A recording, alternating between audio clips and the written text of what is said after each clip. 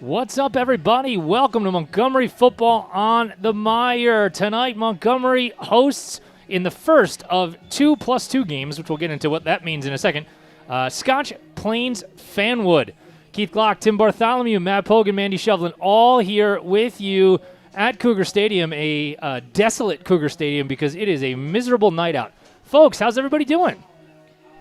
Oh, there it goes. First one. There's four of us. I was letting Mandy go first. There's okay. I'm not in the shot, but I'm here. Hello. Peek your head. There you go. Okay. I'm doing pretty well. I'm just excited to see this game. It's probably my last game at Montgomery High School football-wise, so it's kind of sad, not the way I saw it, me going out, but here we are. But at least I get to see it. At least I'm here, so I'm just excited to watch. Not only do you get to see it, but you get to be part of it. I right? know. You're a big How part exciting. of filming it and making all the viewers at home being able to experience it as well. So if you're going to go out, maybe that's the best way to do it. Yeah. Well, it is going to be, I think, a fun one. We talked about this being the first of a +2 game. Obviously, the state not doing its playoffs the way that it normally would in any other year. So they devised a system by which you would play your small slate of games, and then they would give you 2 extras based on kind of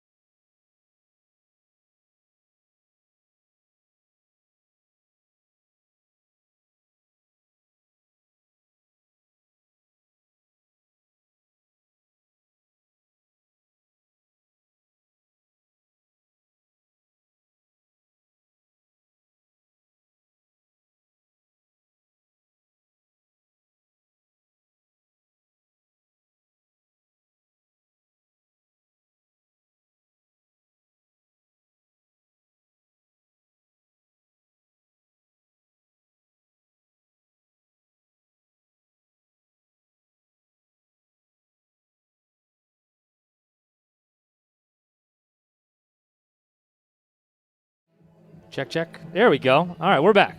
Love it. The Montgomery offensive explosion the last couple of weeks, specifically last week against Immaculata, and a play that ended up getting called back. Actually, 91-yard touchdown for McFadden that got called back because of a penalty.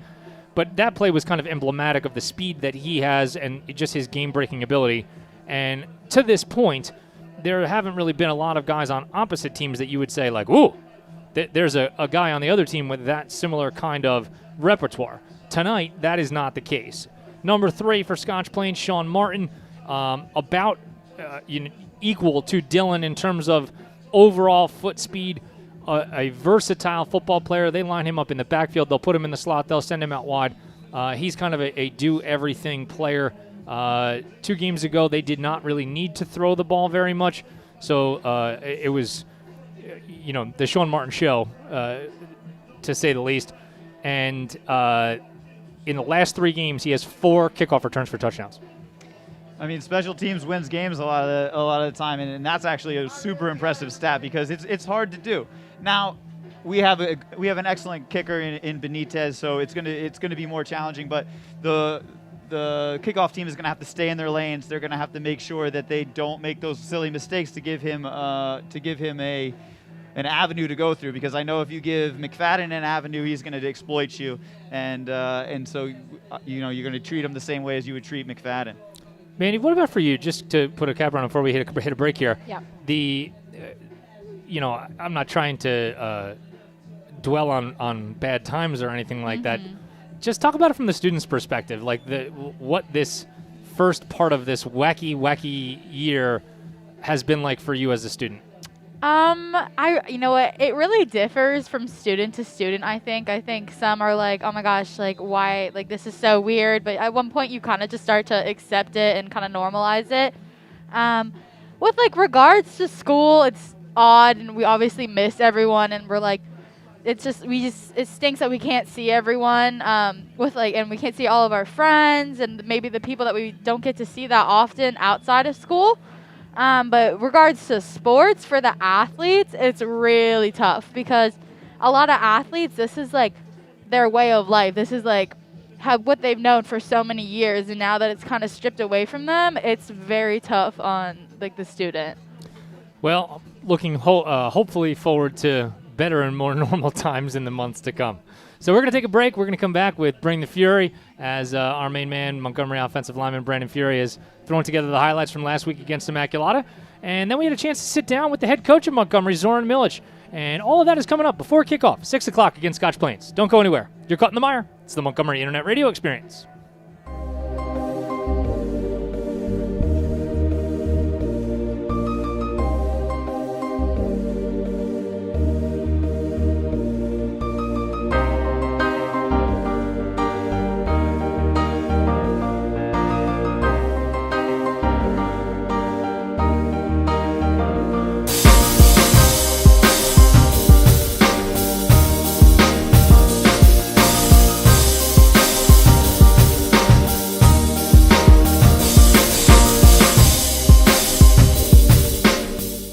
Welcome back to Montgomery High School. Keith Glock, Tim Bartholomew, Matt Pogue, and Mandy Shevlin as we get set for Montgomery football against Scotch Plains.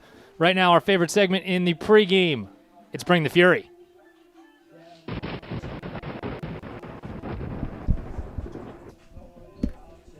First drive here for the Cougars. Benitez had a great day all day, and he started it off hot with a run out across the 50 near the 40.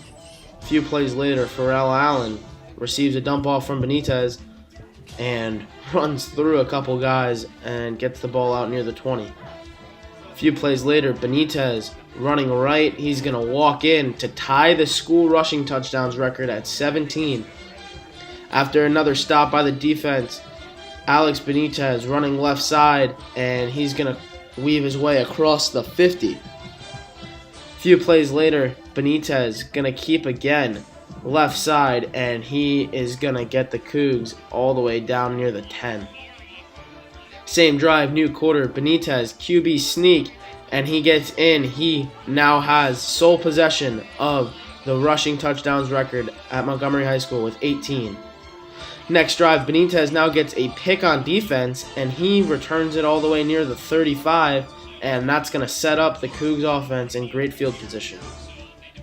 They, however, find themselves in a 4th down situation and go to the star receiver, Dylan McFadden, and he sets him up right near the goal line. A few plays later, Benitez rushing right, and he gets his 3rd rushing touchdown of the day. Immaculata now driving a little bit here. They get 10 yards out on a swing pass as the first half is running down. Now Immaculata gets another big gainer on a counter, and they're up near the 30. Immaculata again, left side run, and that's going to put them all the way inside the 20. Another counter for Immaculata here, and they're going to set up shop around the 10 now. However, a few penalties back them up, but they get all the yards and more back as a very well-designed play sets them up near the goal line, and they get in for a touchdown. However, it was very controversial. They were unsure if they got in, but they did. So now the Cougars looking to score again before half, and it looks like they're gonna here as a huge 91-yard touchdown from Dylan McFadden gets called back, unfortunately, and the Cougs won't end up doing anything on the rest of that drive. So after a 3rd quarter first stop by the defense, now Benitez is going to pick up where he left off running the football. 10-yard gain, just fighting his way for a 1st down. Benitez now another run, and he sets him up now at the 20. Hand here to Pharrell Allen, and look at Pharrell Allen just fight through tackles, refusing to go down, putting the Cougars inside the 5. And now Alex Benitez, a few plays later, is going to walk in his 4th rushing touchdown of the day. Again, such a great game from him. Now after the Cougars got a huge punt return called back, a couple of penalties offset the play, and they're going to force a repunt, and they fake it and keep it up the middle. However, the Cougs end up getting the stop on 4th down anyway, and a few plays later, Cade Guidetti punches it in, and the Cougs win this one 44-6.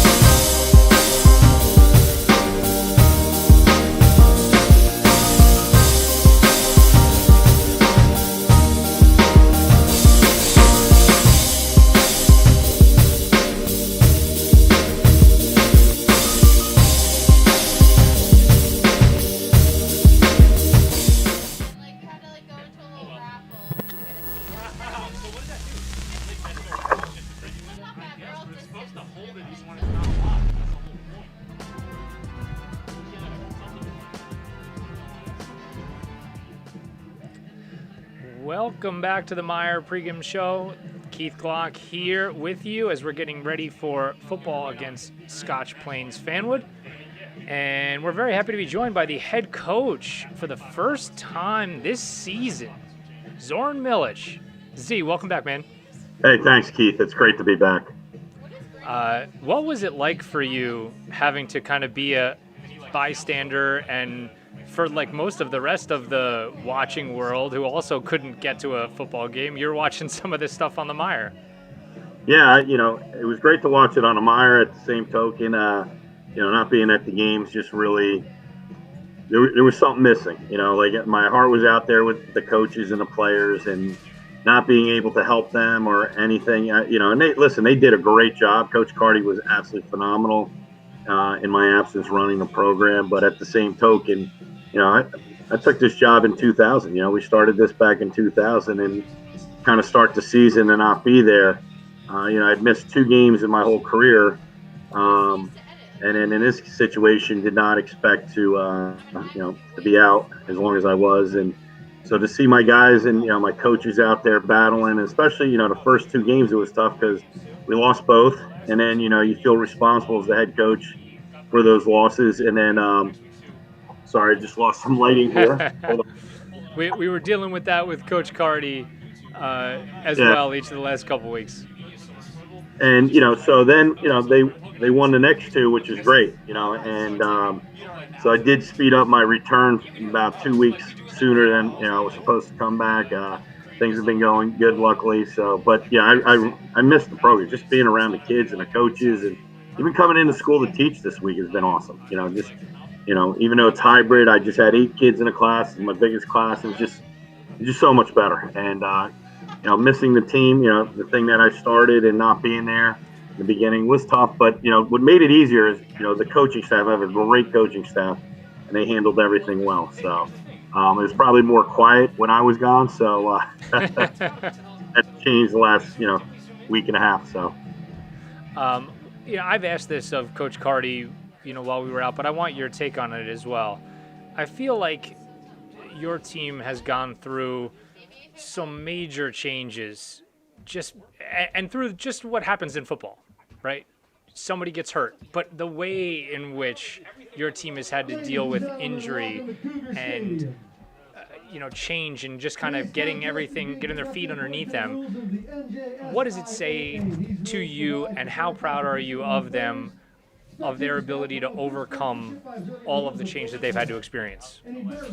Yeah, I'm really proud of our team. I'm proud of our coaching staff, proud of the players. We start the season off second play, and our quarterback JJ Malik dislocates his wrist, and we really don't have a backup at that point. So that's opening night, right? So then we move Alex Benitez there. He's never played quarterback in his life. He's learning. We played Peaburg, one of the top teams in the state. We lose that one, so we're 0-2 coming out of this, and our quarterback's not coming back for the rest of the season. We play North Hunterdon, and Weber Carsey has this great game. He's the Central Jersey Sports Zone Player of the Week. He's a Courier News, all this stuff, and we're starting to roll. But he's out. His season ends due to ligament surgery he had to have on his hand. So it's just one blow after the other, and which might segue me, to Pharrell Allen, because I'm so proud of our guys. We just keep plugging guys in, and we've lost 2 great players, and the guys that are coming in are stepping up big time. And without it, we wouldn't be 3-2 at this point.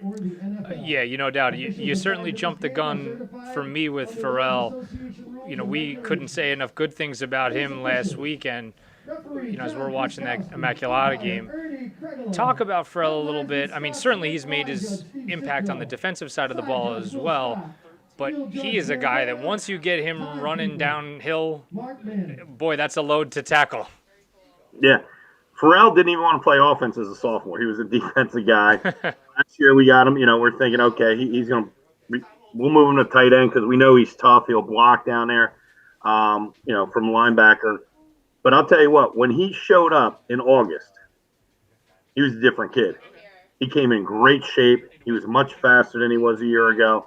I knew that we were going to get a great year out of Pharrell. Did I know? And I'm thinking at tight end, he's going to go make some catches, just like, we moved Anthony Torres from center to tight end, and he had a great year. But now, watching Pharrell run the football as tough as he is and leading up on blocks, and, he's been huge. He really has, especially, on the offensive side. He has saved us to an extent. So his progression, and some kids, hey, listen, they come back, with the shutdown. We can see with some of the other teams, some of the kids aren't probably in the best shape. Pharrell came in phenomenal shape. He was not sitting on the couch and eating potato chips. That young man worked his tail off. He came in great shape. He was bigger, stronger, faster, and, which is translating right now to him. He's having a great year for us, and I can't say enough about him. Plug and play, certainly, at running back. Let's talk about the man that has taken the reins metaphorically under center, except for maybe 1 or 2 plays a game where he actually is under center, and that's Alex Benitez. He, to put it in perspective for everybody that didn't see the broadcast against Immaculata, he is now the Montgomery all-time rushing touchdown leader. He is 12 points shy of being the all-time points leader. And by the way, there's 2 games left in his junior year, and there's a whole season to go. Talk about him and just how impressive he's been. Yeah, I mean, listen, playing quarterback is probably the most dynamic and hardest position of all of sports, okay? This young man did not play quarterback until opening night. You know, he practiced a few things here and there, but, you know, he had to take over and really had not worked on any throwing or anything like that. And, you know, a lot of pressure on him. And to watch him progress week after week, he's a threat back there, you know, not only to run, which we knew, you know, the kid could run, but this young man, you know, the way he can throw, you know, the 100 Central game, when he hit Dylan McFadden, that ball on that 70-yard touchdown pass, that ball traveled 50 yards in the air. How many high school guys can throw it 50 yards in the air and stride like that? He's a tremendous athlete. You know, he can play any sport. But to pick up quarterback and to do what he's done and to put a lot of weight on his shoulders as a junior, and yes, he's breaking records as he goes. You know, he's got the rushing record. He's 12 points away from tying JT Tartakov's record for most points in a career here. Plus the fact that he's, you know, listen, it reminds me of the old Bugs Bunny cartoons. You know, Bugs Bunny first base, Bugs Bunny pitch, and Bugs Bunny this. You know, it's kind of like Alex Benitez. It's Alex Benitez quarterback, Alex Benitez running back, Alex Benitez linebacker, Alex Benitez punter, Alex Benitez, you know, kickoff guy, Alex Benitez field goal kicker. So he's like the jack of all trades, but he's becoming a master of all of them, right?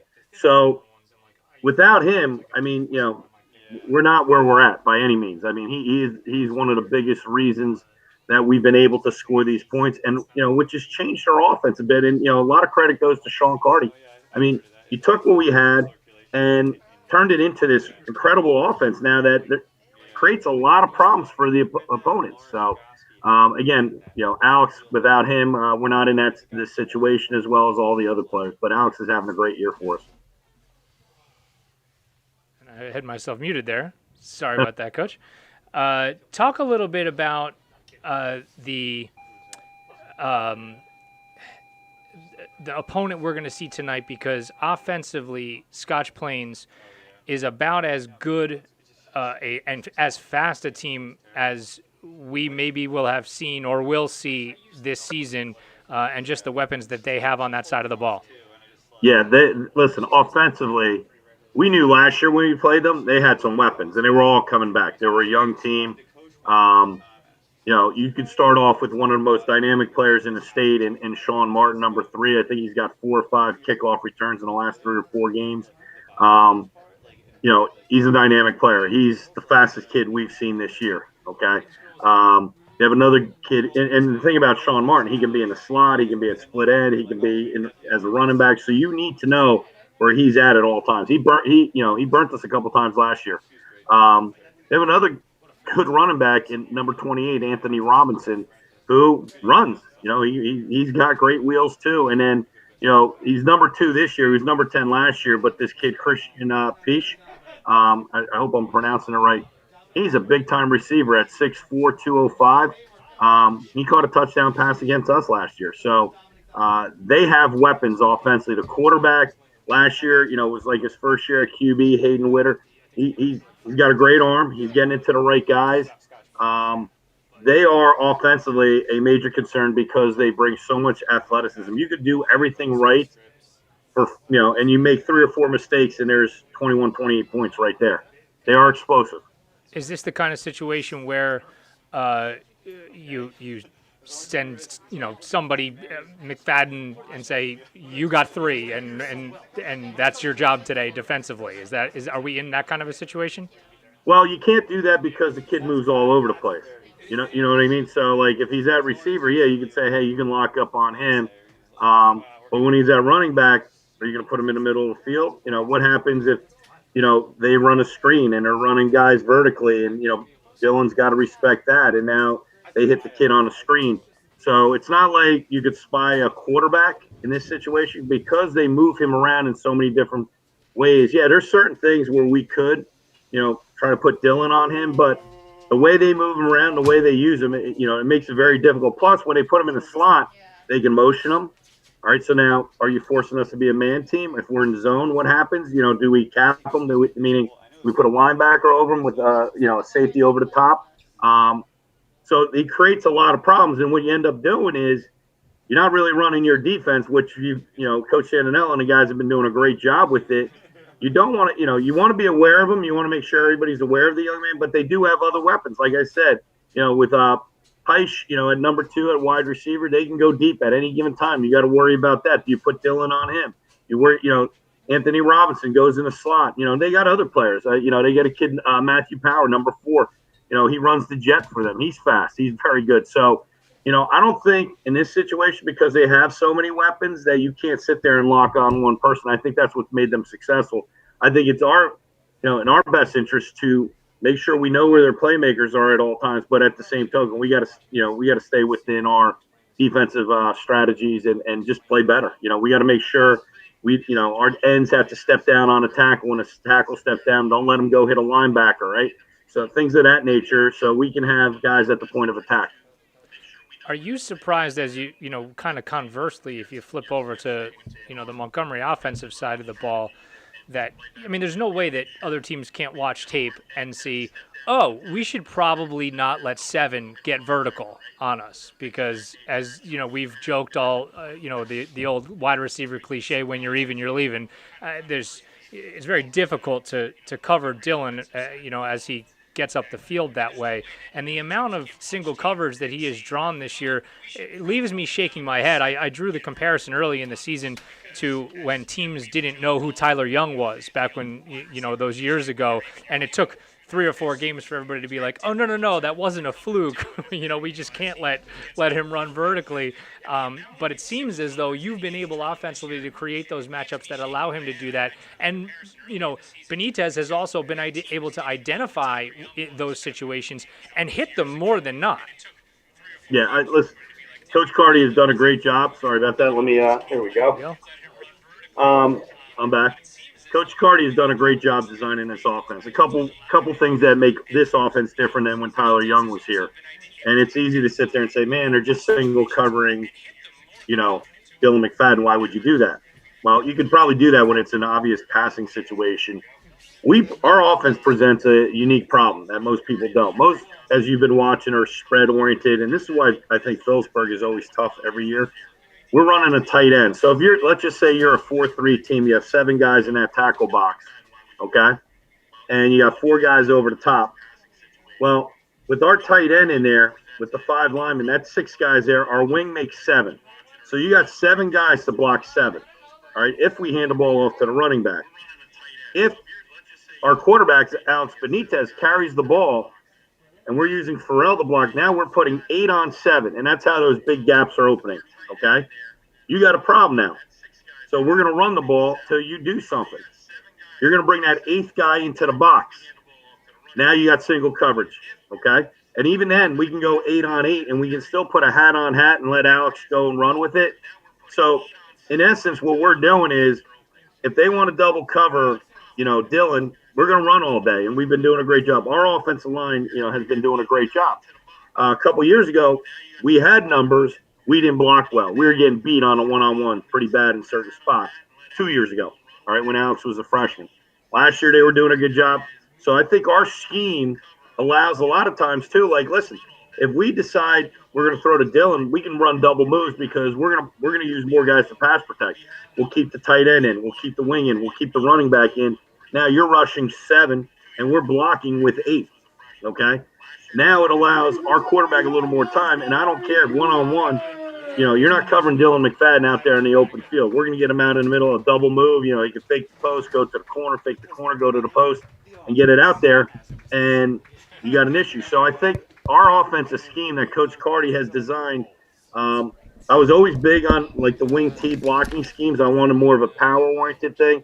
He took the passing concepts off of that and kind of married everything together. Now having a quarterback that can run, 20 times a game with a running back blocking really puts a defense in a bind. So do you want to stop the run where we're using the clock, or you get tired of, you got to steal from Peter to pay Paul in this offense. And I think right now what we have is a great job of how we're doing it. And Coach Carty, really a lot of credit to him and our players. But schematically, it's very difficult to cover us, to stop us. Maculata overloaded to our wing side. We picked that up. Probably should have did a little bit sooner. Well, we went away from the wing. Then we had some passes. So it's our job to identify what are they trying to take away, and let's go what they're giving us. And that's really what offense is. So, obviously your kids have to execute, right? So if they're not executing, if our O-line's not blocking, it doesn't really matter. They can double cover Dylan if their front four is beating our front six, which happened 2 years ago, right? And that was like an issue. So that is why Dylan McFadden will get open quite a bit, and everybody be like, why are they single covering? Don't they know who he is? If you want to play way off him, that's great too. We'll throw a short pass to him, and now you got him in open space. So I think we present a lot of problems to defenses. I certainly wouldn't want to defend us schematically. It's very difficult. You better hope your players are better than our players, really, in that situation. Coach, thanks so much for spending some time with us. Wish you best of luck tonight against Scotch Plains. And once again, it's just fantastic to have you back on the sidelines. Thanks, Keith. Really appreciate it. All right, that was the head coach of Montgomery, Zoran Millage. We'll be back with the rest of the Meyer pregame show, all as we get set for kickoff against Scotch Plains, coming up 6 o'clock from Cougar Stadium. Don't go anywhere. You're caught in the Meyer. This is the Montgomery Internet Radio Experience.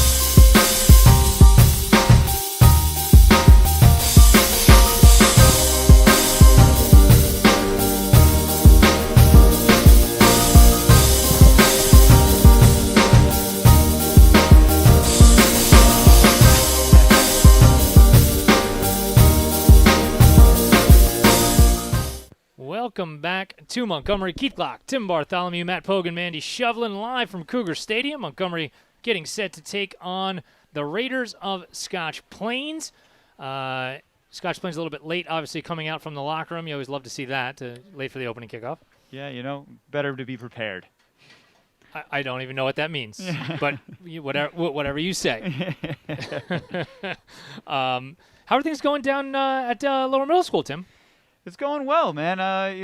We started doing the hybrid schedule. We have quite a few kids coming in, and it's a little bit of normalcy. How about at the high school? It is not normal at all. I don't feel it is by design.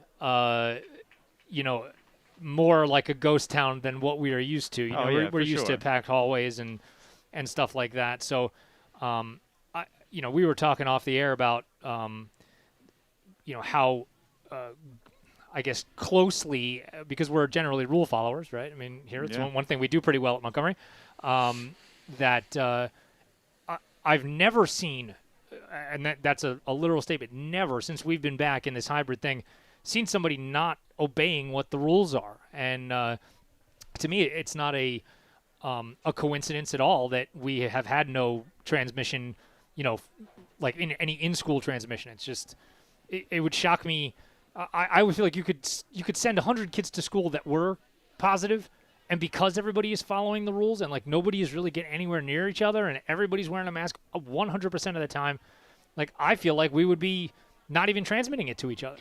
Yeah, I mean, they're all doing a really good job wearing the mask, making sure they're staying the appropriate distance apart. And I think it's a product of One, they're just everyone's good kids here, good rule followers, and two, self-preservation. You know what I mean? Oh, yeah. You want to make sure, if you're on a sports team, you don't want to be the person that transmits it to a teammate or something like that. So they've been doing a really great job with that. How have you felt about it, Mandy? Well, when I go hybrid, everyone's pretty good. Everyone's wiping down desks. Everybody's socially distant. I have never seen anyone without a mask. Right. Personally. Never once. And if they do, it's to get a sip of water. Right, for 1 second. Yeah, it's everyone's very good. It's a very healthy place to be. No doubt about it. Montgomery has won the toss. They have elected to receive the football. We're going to step away for the national anthem. We will come back, and we're going to have kickoff. Montgomery and Scotch Plains coming up right after this. You're caught in the mire. This is the Montgomery Internet Radio Experience.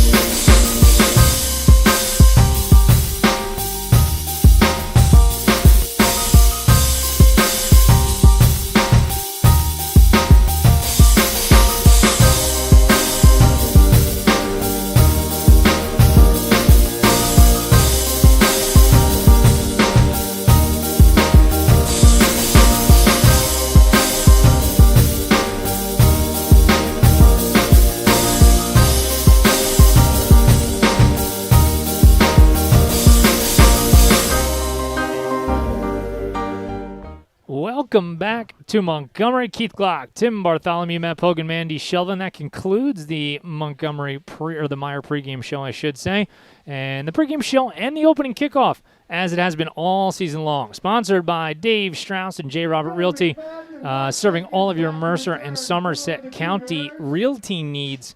To tell you that they have been supportive of us is an understatement.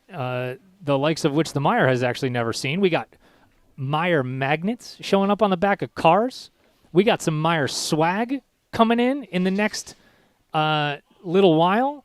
It's almost as like we're a real organization. I can't even believe that. A magnet, and I haven't got a magnet? I got it in the bag for you, buddy. Oh, nice. Everybody's going home with a magnet tonight. Can't wait. No doubt about it. Scotch Plains comes into this game 2-2. Montgomery 3-2. Both kind of rolling out very similar situations. Scotch Plains starting 0-2 before winning their last two. Montgomery, of course, starting 0-2 before winning its last three. So we are almost set to go for football, and we got something going on with the actual football. Scotch Plains likes to take their time. I'm already. Oh, is that what it is? I can already tell. I'm going to predict a lot of running and a lot of clock running. Well, we will see what happens. Christian Pike will kick it off. He's actually a pretty talented wide receiver. He's 6'4", 205 pounds, so he is a difficult matchup for anybody on the outside. And the other name you're going to hear, obviously outside of Sean Martin that we already talked about, is Anthony Robinson. He's a really talented running back, and he wears number 28. So Pike will put a foot on it, and he sends it skyward, and this is going to be McFadden at the 10. And Dylan looking for some running room, and he's tackled out at the 25-yard line.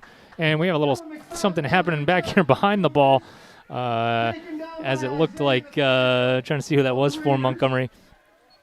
Jackson Bullock got kind of tangled up behind the play and got up with his hands out in the air, said, "I didn't do anything. Don't penalize me." So good kick coverage to start the game for Scotch Plains. Benitez and Pharrell Allen. You heard Zoran Milic in the pregame show sing the praises of Pharrell Allen. Well-deserved. Pogue after last week, his running style, just, that bruising downfield downhill running. He's my favorite running back already. And we have a Benitez keeper up the middle, and that's good for Alex for a couple. Little read option. I wouldn't be surprised if we see a couple of those keepers and then run the jet. So a short 4, or short 5, I should say, for Montgomery here to start things off. And Benitez really has done a great job of decision-making, on these plays. For somebody that's never played quarterback before, he's really been phenomenal. He's really just getting more and more comfortable in the position. It's Farrell, and he will fall forward down near the 35-yard line, still about 2 yards shy of the first. Short gain on the play. It's going to bring up a 3rd down. And but we talked about, with Zorn, and we talked about it on the broadcast last week, almost ad nauseum, and we're going to talk about it from now until he breaks the record. He is just 12 points shy of the Montgomery all-time scoring record. He has 180 total points, and JT Tartikoff leads the way at 192. So a couple more touchdowns for that young man, and he'll catch up to the best that has played so far for the Cougs. Benitez tries to get it on 3rd down, and he is going to be short after a very short gain. Pike there to stack him up in the backfield, so Montgomery will punt it. Yeah, just uncharacteristic of the line, just letting a few guys get through and make the play on Benitez. Benitez is a jack of all trades, and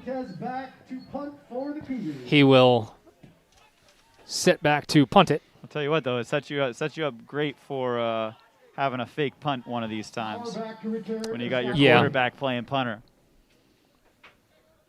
And you bring in Farrell Allen as the personal protector, too. That's another guy you might want to snap the ball to. Matthew Power, that's a great name. He's back to receive it for Scotch Plains, and Benitez on a cold night. You heard that one thud off of his foot, and it'll be a 30, and we'll call it a 29-yard punt, and Scotch Plains will take over at the 36. Scotch Plains will take over, 1st down and 10. 9:47 remaining.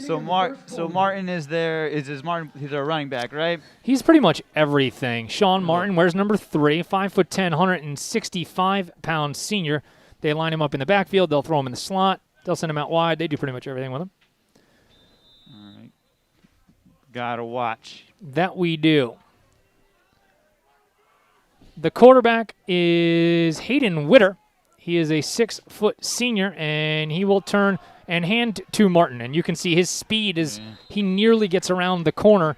A nice tackle on the outside there by Farrell Allen. You can tell that he has a really quick first step, and it doesn't really hesitate. He made that cut, didn't actually lose that much speed, and was able to get up the field very easily. So that's going to be tough to stop. They're going to have to make the defensive line is going to have to take away those lanes. Martin and Witter, and it'll be Martin again as he looks for running room. He's got the 1st down and falls forward to midfield. So 2 plays and 2 carries and 15 yards or so for Mr. Martin. They had 2 guys, both Martin and Anthony Robinson, go over 100 yards rushing against Linden. That's impressive. I mean, when you have a guy like Martin in that kind of speed, though, you're gonna concentrate on him, and then it gives the opportunity for a guy like Robinson to get some carries and yards that maybe he wouldn't normally get.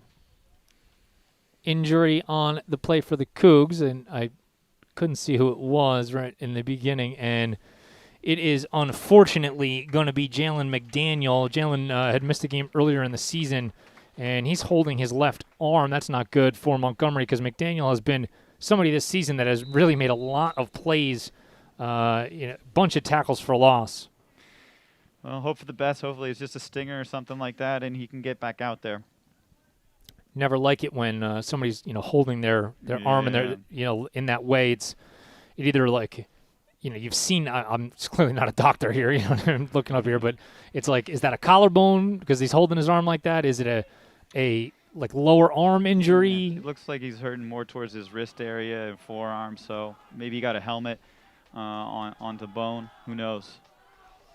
Robinson will join the backfield this time, and they're going to get Montgomery to jump offside. I talked about that a couple of games ago, as it looked like that might have been Hassanen that jumped off there. It was Adam Hassanen in the neutral zone. That in college and the NFL, that kind of violent hand gesture is something that they have told officials to call as a false start. And it'll be Robinson on first down, and Anthony Robinson pushing the pile for about 10 yards. Or check out that 5 yards, but a first down. Scotch Plains is just methodically pushing the ball up the field. You know, one run after another, going up the gut, doing some off-tackle stuff. It's kind of what you expected Yeah. out of this crew. First down and 10, Scotch Plains. Martin back in the ball game now as they go to the pistol. And Witter will give it to Martin, running to his right, and he cuts it upfield and gets a couple. A good job of tackling discipline there by J.J. Malik to hold the edge and prevent something a little bit bigger than that. Their left defensive end did a really good job of making him bounce it a little bit farther outside than he wanted to, and then was able to make that a minimal gain as opposed to maybe a bigger one. Was looking at the run-pass breakdown of that Linden game. I didn't really take too much from the statistics of the Princeton game just because of the lopsided nature of the score.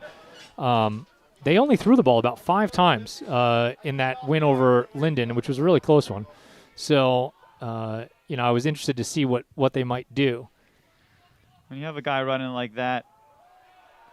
This will be a bootleg pass, and it is complete out to the left side, and it will be good enough for a first down. And that time, Witter found Paul Lugo, a 6'2" senior. Witter's pass complete to Lugo. Nice gain out there. I'm not surprised that they run it as much as they do when you have a guy that's that fast and doing as well as he's already doing this game. It's kind of run him until someone can stop him. And they like to go fast, and they again go to Martin. He's looking for the edge, and he's got it out there, and he cuts it back up inside, and he is right near the first down marker, and I think he's going to have it. So another big gain for Sean Martin. They're doing a good job eating up the clock as well. Big time of possession for Scotch Plains here. No doubt about it. And they are going to say that he was out of bounds just short of the first down, so it's second down in inches or so. Down in inches, Raiders. And now they're going to tell him to move the sticks. Scratch that, first down, Raiders.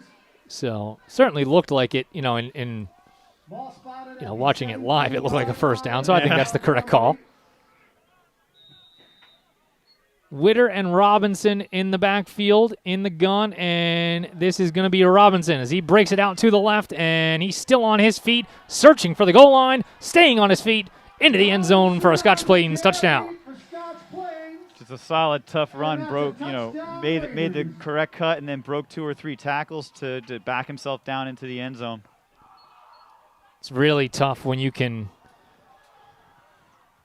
throw a 1-2 punch like that at any team between those two guys when they're, that talented. That's really tough because nobody gets tired and you can just keep hitting it up in there. That's actually, I'm looking at Robinson's stats, and he's only 5'10", 180. I mean, he's not exactly a gigantic kid out there, but he ran really tough on that one. Aiken Aquinumi on for the extra point, and he knocks it through. So an early 7-0 lead for Scotch Plains. Montgomery not able to get anything going on that first drive, and you gotta think they really need to, at worst, get a couple first downs here to keep the defense off of the field. You obviously you don't expect to score on every drive, but it'd be nice. It certainly would. I mean, I think you expect to score on every drive. You hope to score on every drive. It just doesn't work out that way. That's the truth. No, you definitely want to get a sustained drive here just to take some of that momentum away from Scotch Plains.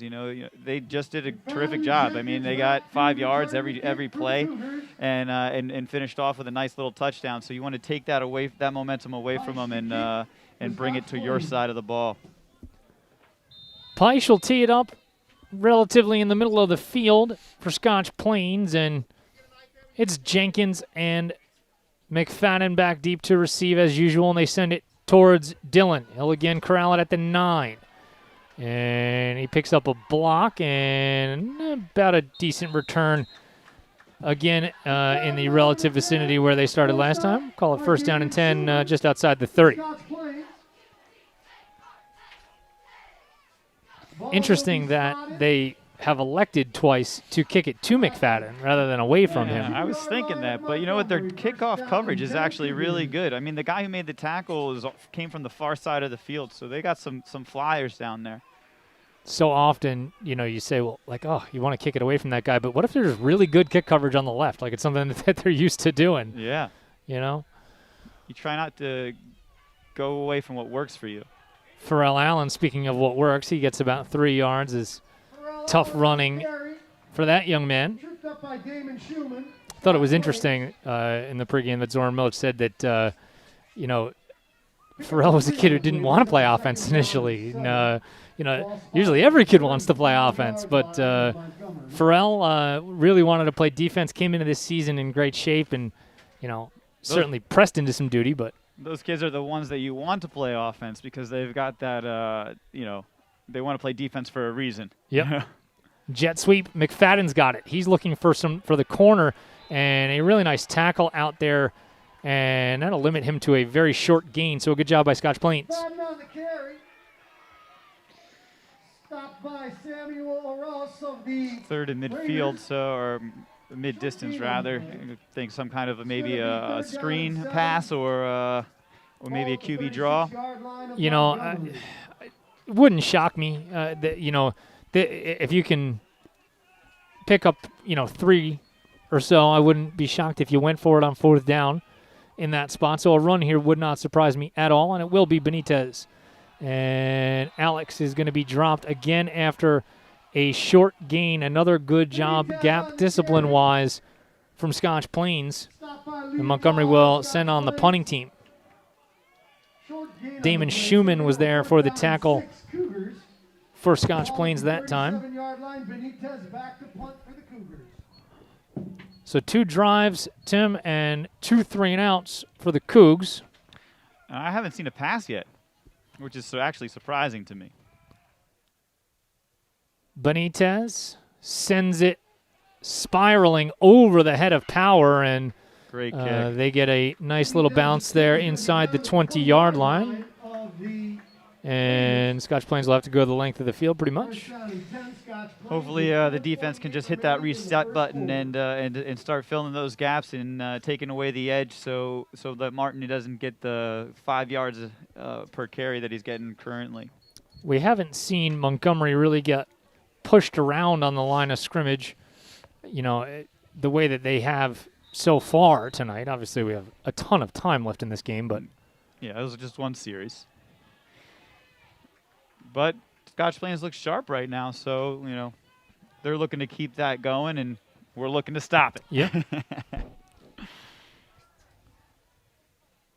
It was like a little John Madden analogy right there. I was just going to say, that's just fantastic. CBS is going to be calling after that one. That's a little, what you want to do here is score. You know? Martin, he'll take the inside handoff, and he's going to be stopped after a minimal gain. Good job that time by the Coug defensive line. And that was for Allen, right, making the tackle? Yep. Playing a little Iron Man.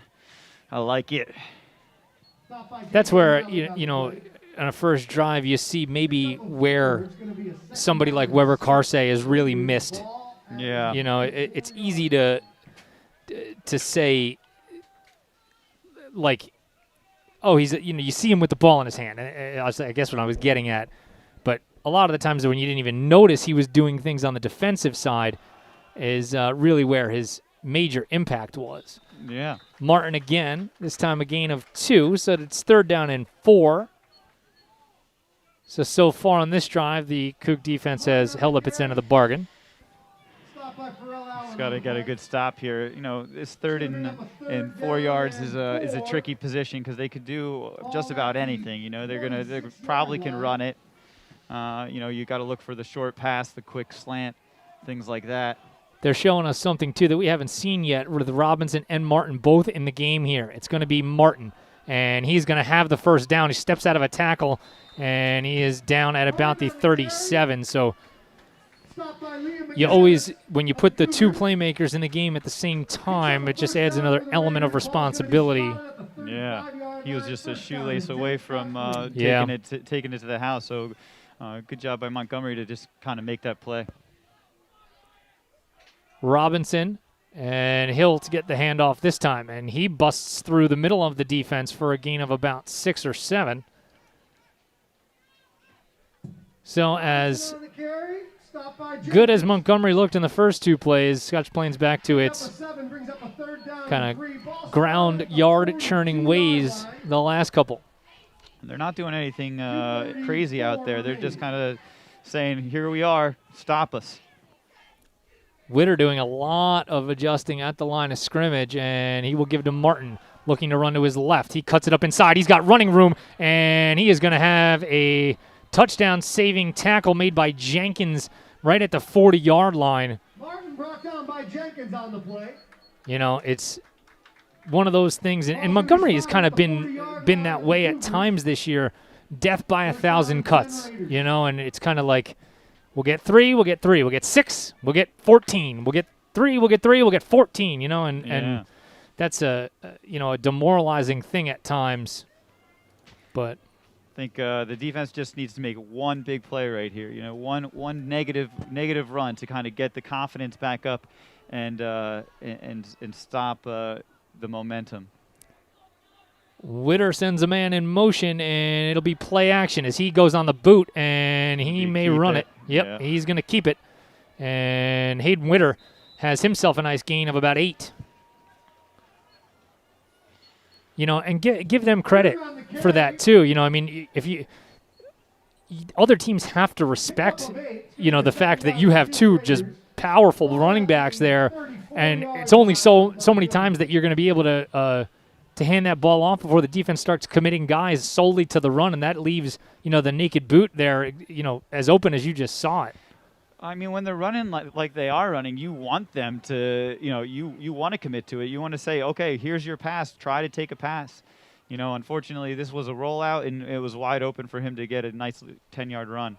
Robinson again, and he's going to be tackled by Malik. Good job by JJ crashing down, but not before another first down for Scotch Plains, and they are inside the Montgomery 30-yard line. Ball's going to be spotted at the 28-yard line of Montgomery. And Cougars going to take a timeout, looks like. So about under a minute to go here in quarter number 1. Zora Milch takes a timeout. We'll take it with him. Montgomery trails at 7-0. You're caught in the mire. It's the Montgomery Internet Radio Experience.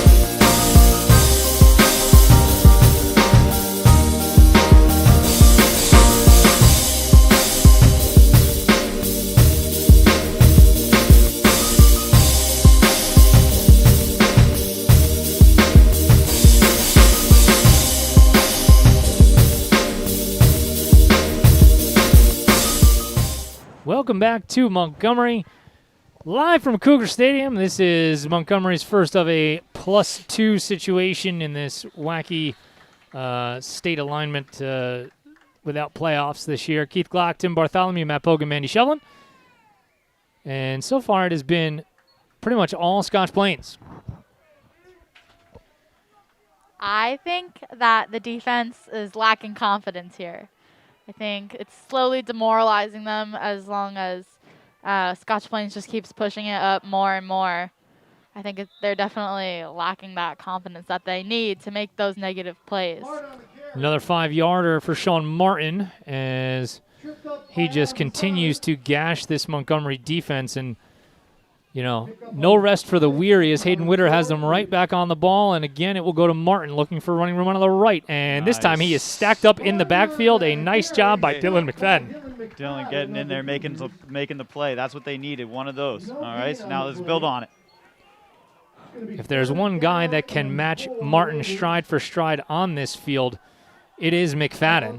As you see him there, just string that play out to the boundary. Yeah, this is going to be 2 plays to get the first down because they're in close enough that I don't think that they would punt, and I don't think they have a kicker that's going to go ahead and do that. Yeah, 4-down territory here for sure. Another timeout for Scotch Plains, another timeout for us. Montgomery with a big 3rd down coming up when we come back. You're caught in the mire. It's the Montgomery Internet Radio Experience.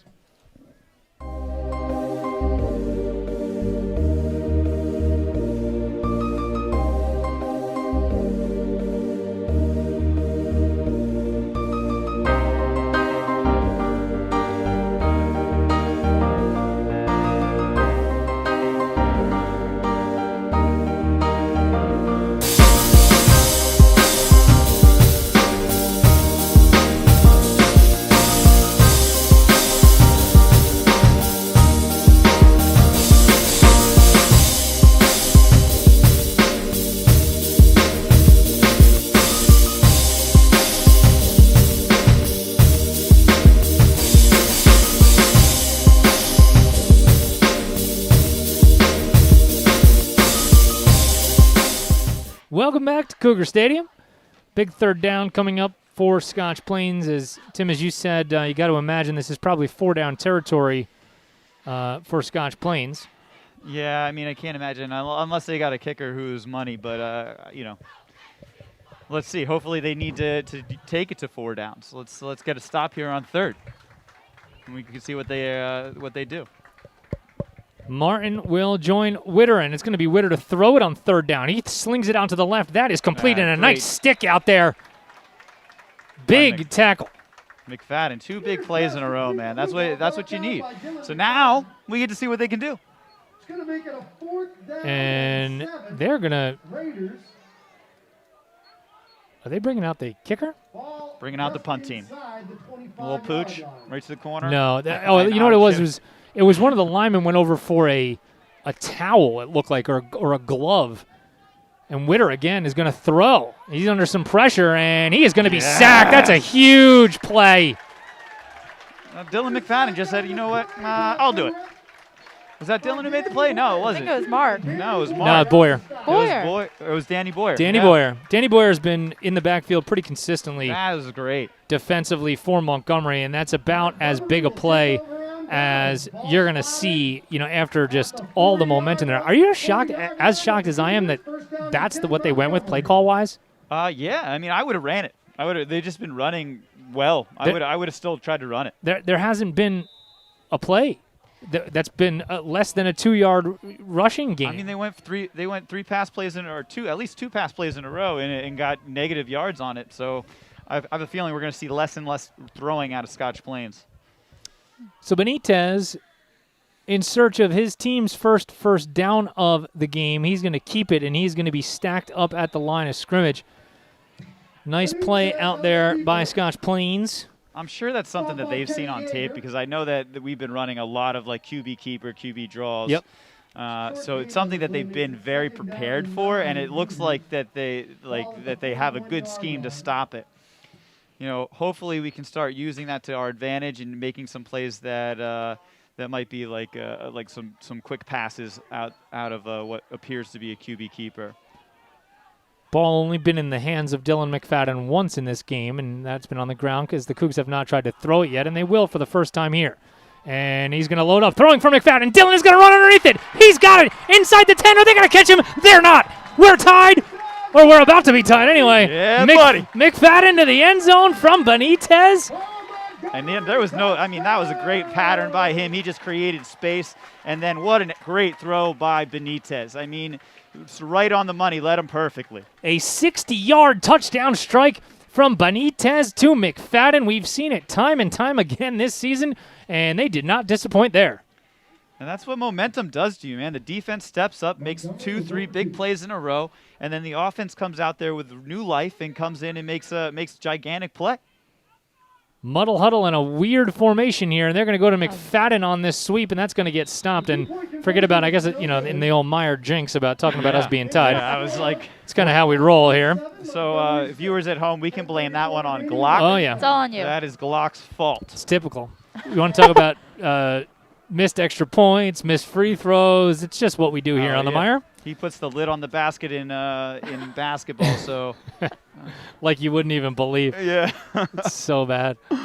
But in any event, you know, Pogue, you and I were talking earlier today about it, that there's like identifying who the good players are on a team, you know, and you know who can play at what level, you know, maybe at college. And I had said that it's easy to spot somebody who doesn't have it, and it's easy to spot somebody who really does have it. And then there's a lot of guys in the middle that you're like, oh, that guy's pretty good. If you watch somebody walk for 5 seconds, you can usually tell, is he an athlete or is he kind of going to struggle when kids are all athletes and not just, you know, a couple on the field at a time? You know, you're real muffled. It sounds like you're talking with a mask on. That is crazy. Quite perceptive right there. I think it would be an issue if we weren't. Yeah. We need to sound muffled. Yeah. I brought that up as Benitez puts a foot on it, and he is going to send it out of bounds. A lot of pressure on that young man today to try to keep the ball out of the hands of Sean Martin. And it's that perfect segue to finish my thought that you have two guys on this field, at least, with apologies maybe to Anthony Robinson, in Dylan McFadden and Sean Martin, that you can just look at and go, oh, they've got it. Those are two of the guys that are easy to identify on that side of the spectrum. So, you know, and it's funny because last year I might not have said the same thing about Dylan just by looking at him. Right. I mean, he's put a ton of work in the offseason. And maybe a little bit was because Carter was out there. So, you know, you see Carter making those big plays and running those great times in track and field. He's really stepped up this year and filled the role that his brother was filling last year.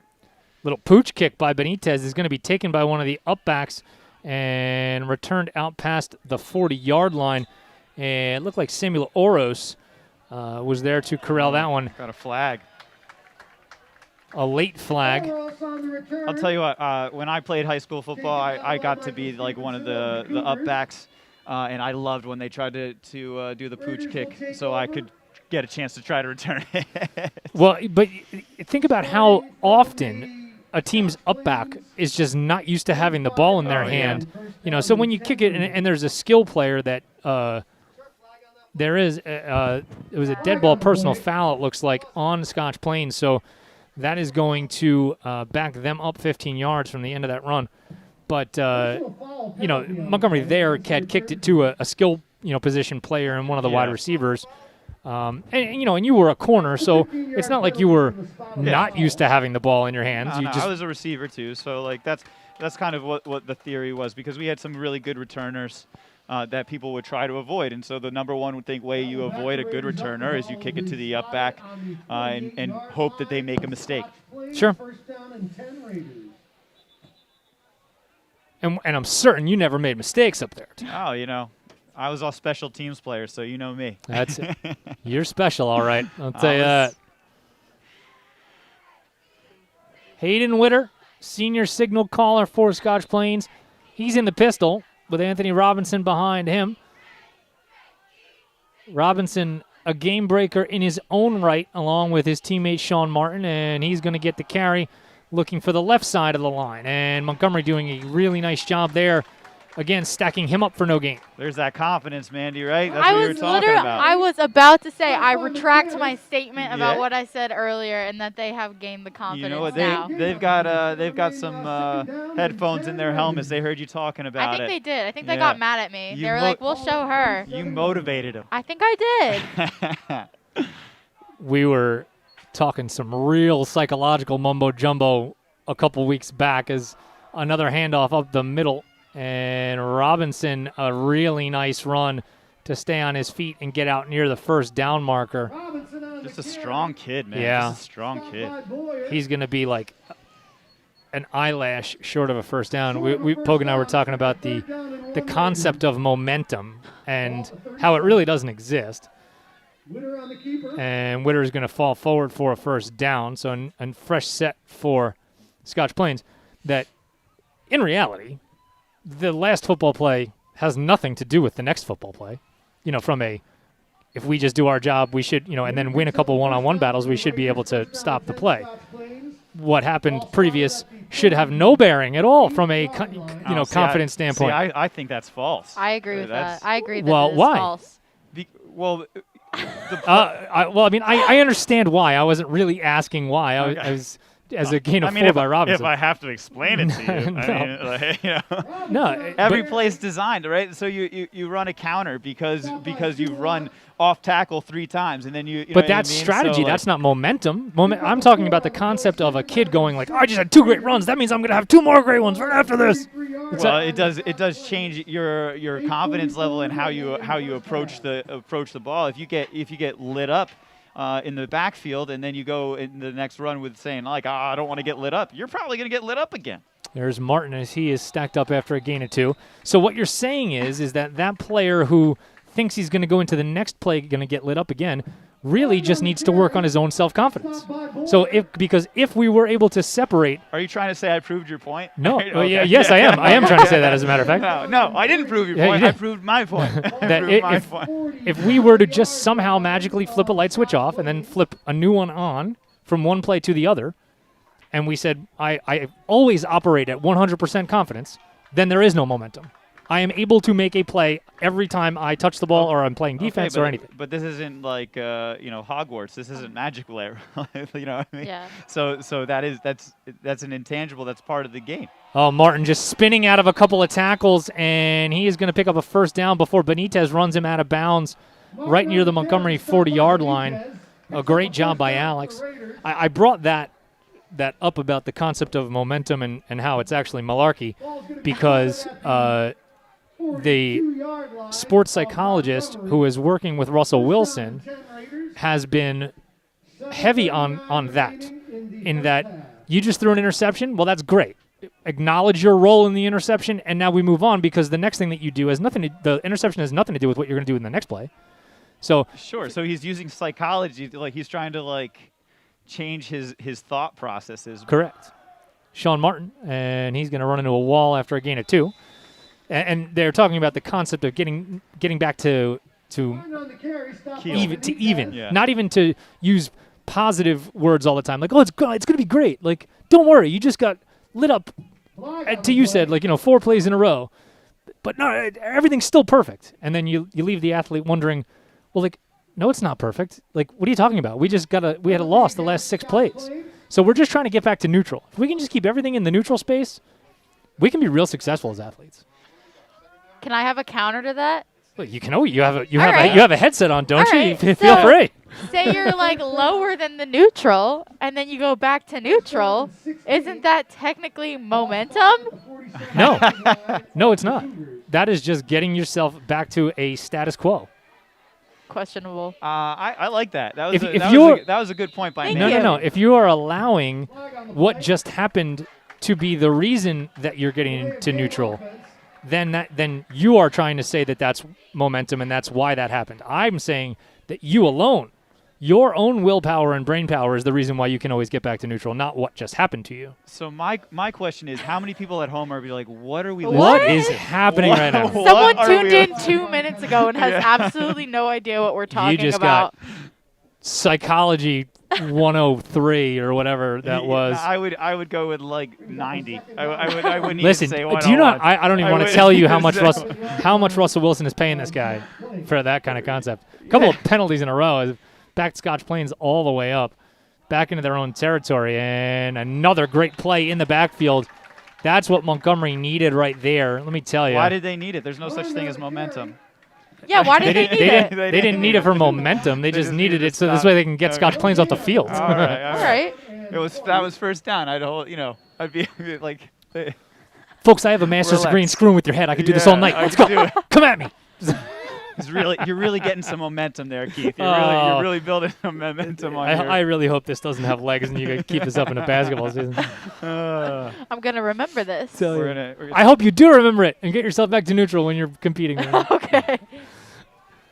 7-6 Scotch Plains and a pretty entertaining and quick-moving first half here. Second down and a mile for Scotch Plains, and Witter is going to float it out to the right, and Lugo actually breaks the first attempted tackle by McFadden.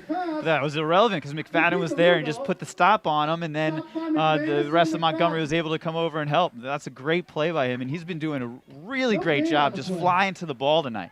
Liam McManus there to finish him off. 3rd down and 20 coming up for Scotch Plains. They need the Montgomery 32 or so for a first down. Plenty of time for Montgomery to potentially get a stop, get the ball back, and take themselves down the field to score. Sure. I'm guessing they're just going to run the ball here. I mean, or kind of a screen pass, nothing too dangerous, just to give them some room to punt. Yeah. And it'll be Robinson off the right side, and he's got a nice gain, but again, it's going to be well short of a first. It'll be 4th and about 12, so Scotch Plains is going to kick it. That's solid defense, man. That's and a little help from some penalties. Well, hope this is not the harbinger of things to come that it was took a peek right in there. the springtime. Bad news all around out of this one. I'll give that to you in a second after the punting situation here. I'm scared. Yeah, so am I a little bit, because smart people are smart for a reason, and other people tend to listen to smart people. So, Ooh, good, going really after it. And nearly kick-catch interference there, but a good job by Jenkins to call for the fair catch and make it at the 15-yard line. And what I was talking about is just saw a notice come through that the Ivy League has canceled its basketball season for 2021 as a part of a ban on winter sports due to COVID-19. So they were the first to announce canceling the season in the spring, and they are the first of the winter basketball conferences to announce so again this time. And you hate that for those athletes. I really hope that that is not the case around the country. Can only take it one day at a time. Pharrell Allen kind of tiptoeing toward the hold there, maybe a little bit more than we are used to seeing him do. And it results in just a gain of about a yard. Pharrell Allen on the carry for the Cougars. Stop by So Levi. both teams, it looks like, have kind of settled into some things here, and this one is turning out to be a good one. Pickup of 1 on the play. It's going to bring up a 2nd down and 9 Montgomery. 2nd and long as we're ticking under 5 minutes to go in the first half.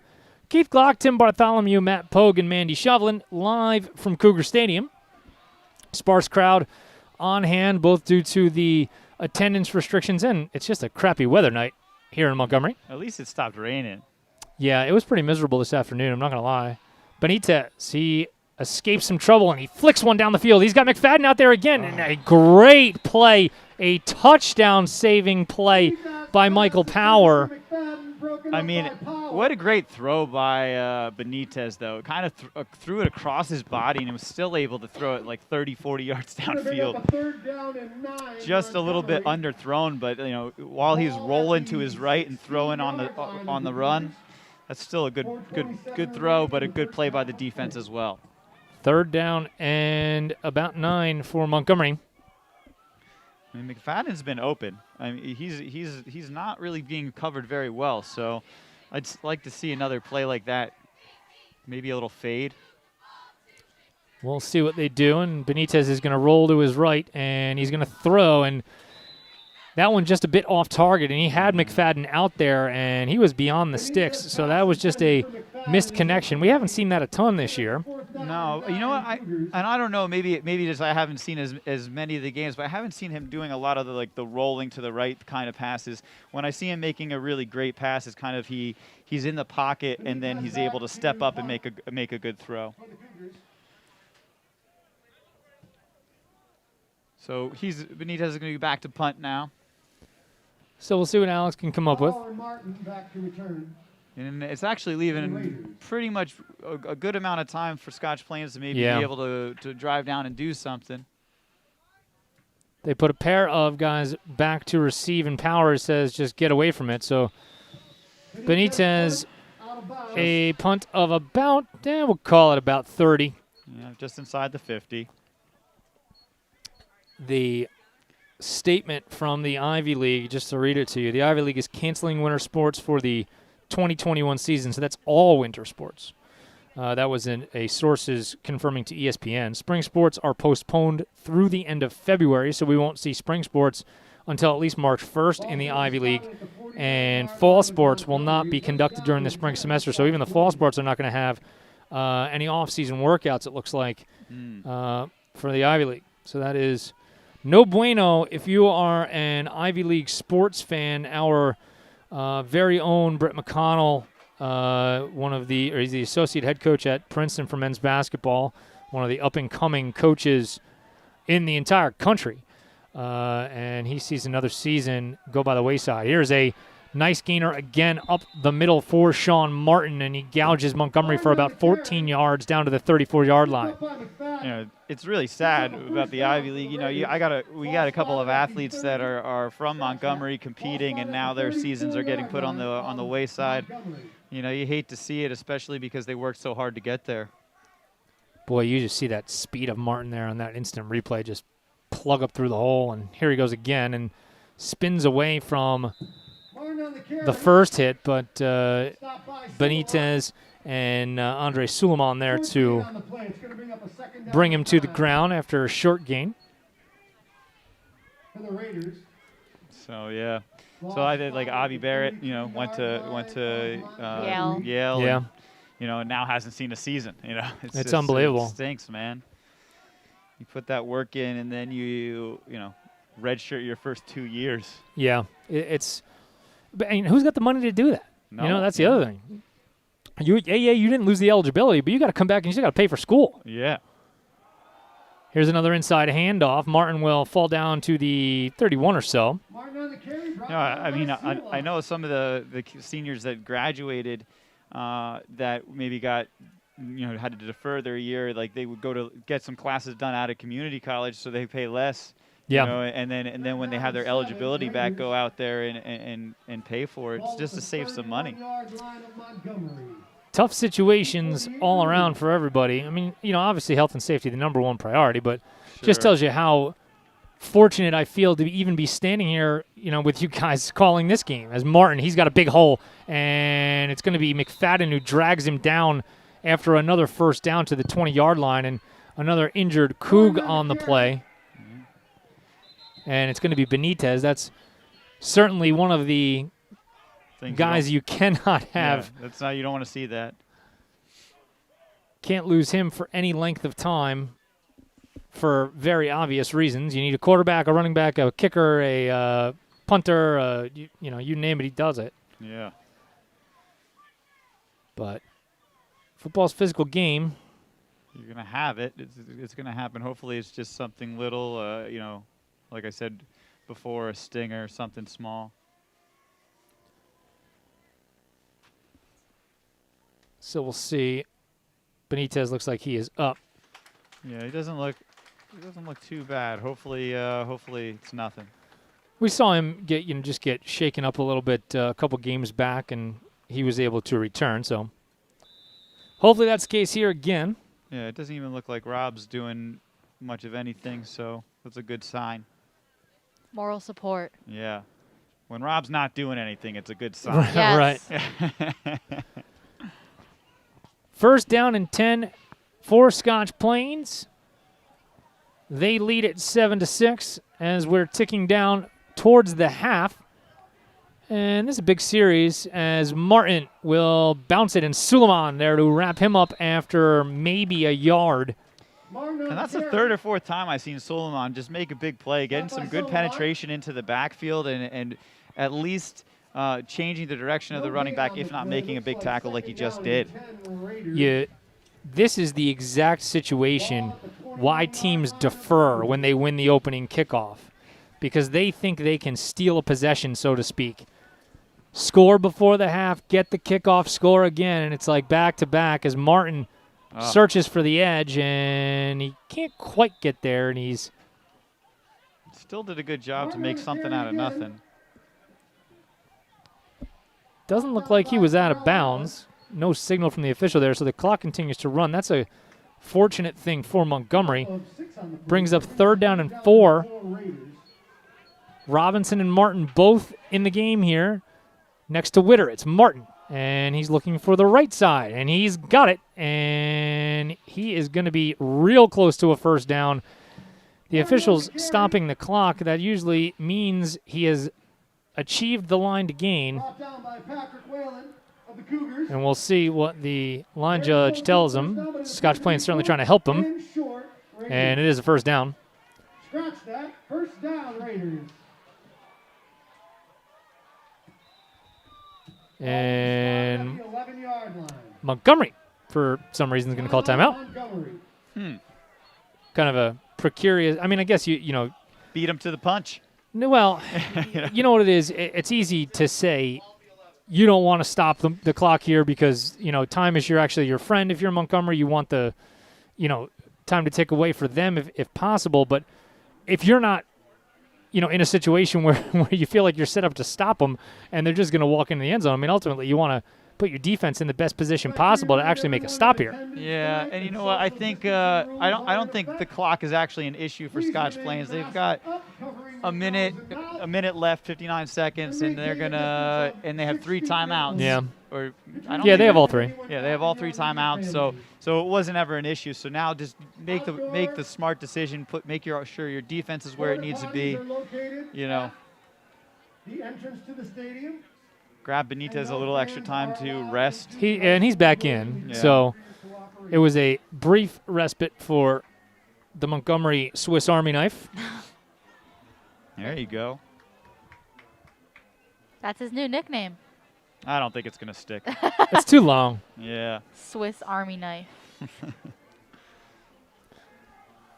First and 10 from the 11-yard line, and this is Anthony Robinson. And Robinson bowls his way forward. Danny Boyer grabs a hold of him, but that was about all he could do. Doesn't let go. Just got to hold tight. Searching to try to rip that ball out of there, but good ball security from Robinson. I feel like it's interesting. Okay, I was going to say, I feel like it's interesting that they didn't call timeout, but here it is. 39.6 ticks to go before halftime, and that is the first timeout for Scotch Plains. So, man, I feel like that Ivy announcement just like casts a looming shadow over what comes potentially next. Yeah, I know. It's like a little heart-wrenching. You just want normality to happen. You just want it to become normal. And I knew, like, winter track, obviously, Mandy's one of our athletes. You want it for them. You want to give Mandy that opportunity to get her last season in. And I knew it was going to be a little bit different, but I wanted it to be something. Sure. You know what I mean? And I still have hope that it can be. But we'll see. Wait, you know what it is, too? I think, Ivy also didn't play football. And, Saturdays you're turning on television and watching college football. But, I think it's more of an example of the haves and have-nots. And when I say haves and have-nots, I mean Ivy League athletes are certainly not have-nots, but have-nots in terms of revenue. The Ivy League basketball does not generate revenue the way ACC generates revenue for basketball, so. Yeah, and nor does it need the revenue like some of these other schools do. Here is Martin, and he cuts it back up inside, and he is, I believe, short of the first down. He's certainly short of the goal line. They can get a first down without scoring. Clock is still rolling, and let's see what they do here. They're actually going to go under center. Hayden Witter, he's going to turn and hand to Martin. And Martin cuts it up inside, and let's see if we get a signal. We do. Touchdown, Scotch Plains. I mean, well played by Scotch Plains. They really used the clock to their advantage, the little bit of hurry up. Now there's no time left for Montgomery to really do anything other than return whatever kick they get. So that was exactly what Scotch Plains wanted. Score, half, get the ball again, and see if you can score again. And, you go from a 1-point game to, potentially an 8-point game. Well, it could be a 15-point game, if things go the way that they want it to. Good snap, good hold, and the kick is good. So just 14 ticks to go before the half, and the Scotch Plains lead has increased to 14-6. 14 seconds remaining in the first half of play. Yeah, I mean they did a really good job, clock management, play management, and put themselves in a great situation here. So it's gonna be come this big second half for Montgomery to kind of overcome. They need to definitely get a stop in that first possession, and then drive down and score. Another Maddenism for you. You wonder in situations like this, is this the kind of, well, you don't know what Scotch Plains is going to do on the kickoff, first off. But would this be the type of situation if you have something gadget-wise in the bag of tricks that if Scotch Plains does this, we're going to, maybe run a reverse, on the kickoff, or, just something to maybe try to catch lightning in a bottle and, Sure. potentially somehow get it in the end zone before the half. That would be. I'm a big fan of trick plays. I mean, I just don't see it happening very much. I think they're going to just kick a little pooch kick up to one of the up backs. So difficult to execute something like that in high school because, even, good kickers are inconsistent on the kickoff. Yeah. It's hard to plan, something really needs to go correctly in terms of what you get from even the opposing team.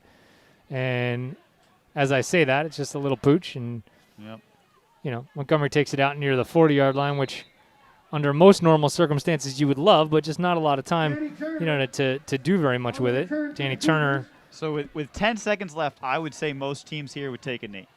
What will Cardi call? I'm sure it's some kind of throw deep to McFadden. To Dylan. Yeah, I'm almost positive.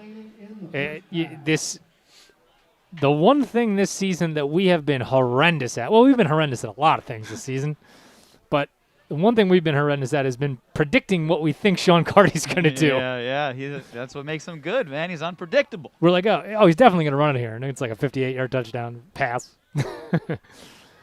And to your point, Benitez is going to look to throw. He steps up. He's in some trouble, and he gets face masked there.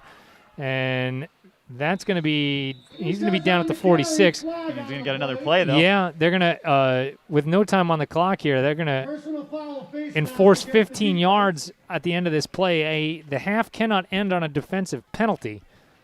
So this will be an untimed down. Throw it deep. Yeah, it's funny. If you saw the official on the field looked at Zoran Milic and kind of made the "Do you want to decline this?"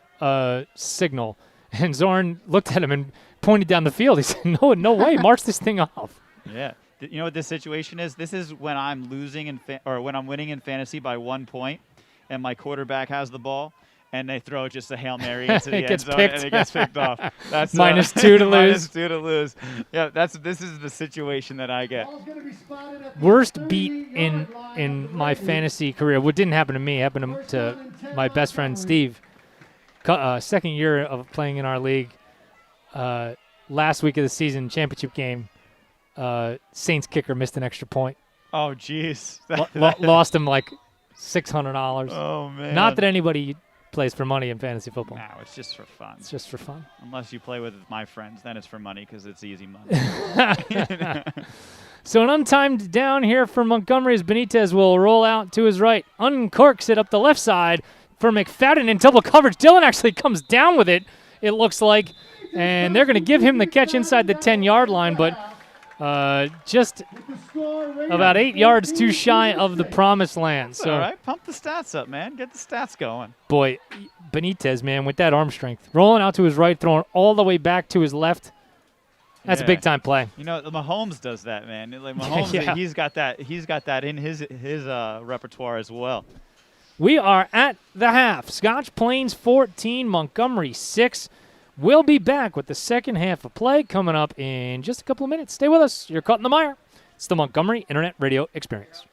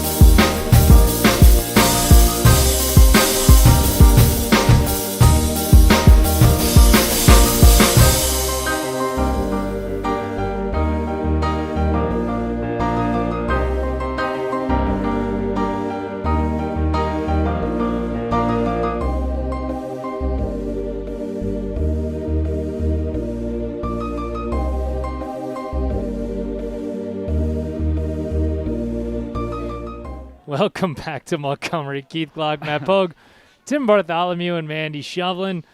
Tim Bartholomew practicing his goal calls. Are you going to be around Tuesday? Or? I can see. I gotta check the sketch, but probably. Well, this is what happens on the Mire. We just negotiated a deal with boys soccer. We apparently will be live Tuesday afternoon now to bring you the state quarterfinal against Heightstown live from Cougar Stadium. So we're just brokering deals. Yeah. That's what we do. I like how you said we negotiated. You're just like, I'll do it.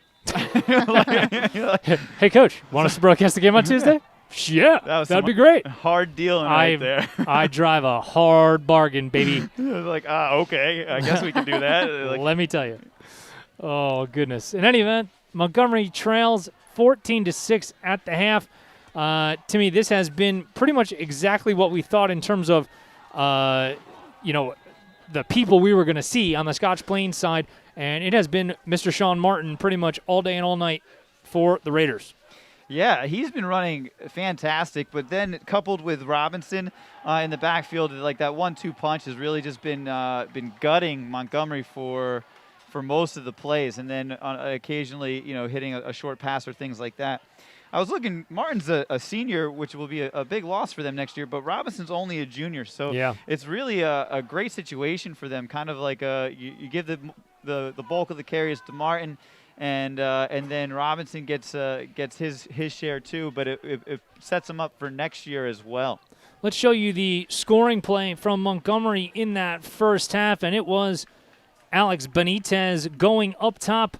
Here's you see Dylan McFadden run underneath it, and between two defenders for the lone Montgomery score of the first half. That replay brought to you by Pogue Industries. See, this is what happens when I don't talk. I can do this well. That's what you're blaming it on? Well, you can do Yeah, what else am I going to blame it on? I've been trying to figure out a way to shut you up for all these years. You talk so much. Oh, yeah. I put a mask on you. I can hardly hear you. He just nonstop. Some of the times when I actually want you to talk, now I can't even understand you. See, it's a shame. It's a real shame. So we do know to put a capper on that before we head to the second half. The next two upcoming broadcasts, we'll bring that to you in a second, as Benitez kicks it away. This is going to be Martin from the 5. And he's out past the 20. He sheds a tackle and is finally dropped out at the 30-yard line. We will be live, as we just mentioned, on Tuesday afternoon. Kickoff of boys soccer. The quarterfinals will be at 3 o'clock. We'll have. Is it called a kickoff? Yeah. Yeah. Yes. That part I knew. I mean, that's my limited knowledge of soccer. I just learned something. All right, you're fired. All right. Mandy, take off from work on Tuesday. Yeah. Come back here and I'm do this coming. unpaid job, which is Unpaid job or paid job. this is so much more beneficial. This is Just life experience. That's it. True. I get no benefits from my other job. Except for the paycheck. Except for the paycheck. Which I feel like most people would say. Martin on first down, and he tries to squeak through a hole and gets about 2. So after that game Tuesday, we will be live next Thursday night. We again will be utilizing the away broadcast feed, this time from Watchung Hills, and Chris Valenti there, director of performing arts over there, does a really, really nice job for them, broadcasting basketball and football. So we'll have their feed, and Pogue and I will be live from the basement in the command center as another handoff, and Martin looks for running room and only about a yard. I'd like to clarify, I do get benefits from the other job. However, this gives me in-field benefits. Are you afraid your other job is listening? Yes, that- yes, definitely listening. I'm trying not to get fired. I'm sure I'm sure that you get lots of great things from them. Definitely. If they fire you, I'll sue. Okay. Yep. On what grounds, I have no idea. None. Third down and about 6 for Scotch Plains. Rolling, throwing, caught first down, and down at about the 44-yard line. A sliding catch out there, that time by Noah Gavin Coca. So I mean that's what kills you. I mean you stop the run, you do a great job first, second and down, and then they get you with a pass, which they haven't really been successful with. So it's just one of those things that you're not really prepared for. Senior quarterback Hayden Witter hasn't had to throw it a lot today, but he's had a modicum of success when he has done it. And this is going to be a loss on the play for Martin as he tries to get back to the line of scrimmage, but a good job in the backfield by the Cougs. Yeah, Martin's even smaller than Robinson. He's only 165 pounds. As you see Danny Boyer here knifing into the background, or the backfield, I should say, to make the stop. We're just underway here in quarter number 3. Montgomery looking to make a stop as Martin will search for the corner on the left side and cuts it back up for a gain of about 4. Boy, he puts the foot in the ground, boy, and gets vertical. Yeah, I mean, that's what makes him the most dangerous is he doesn't lose a lot of speed when he makes a cut. You know what I mean? So he's not slowing down, and it's hard for some of these guys that aren't quite as quick or agile to stay with that. You know, I would be, you know, they run it up inside quite a bit. As now 3rd down, and Witter will throw it again, and he's got another 1st down and a completion down to the 40-yard line of Montgomery. And that was Pike for the first time tonight. And just fighting him to get down. He's just a big dude. 6'4", 205 goes Pike. That run to the perimeter for Martin is, you know, it's like reminiscent of, you know, the outside zone scheme you see so much in the NFL, like the Dalvin Cooks of the world run. It's, you know, outside, outside, outside, as Martin this time hits it up inside for a gain of 5.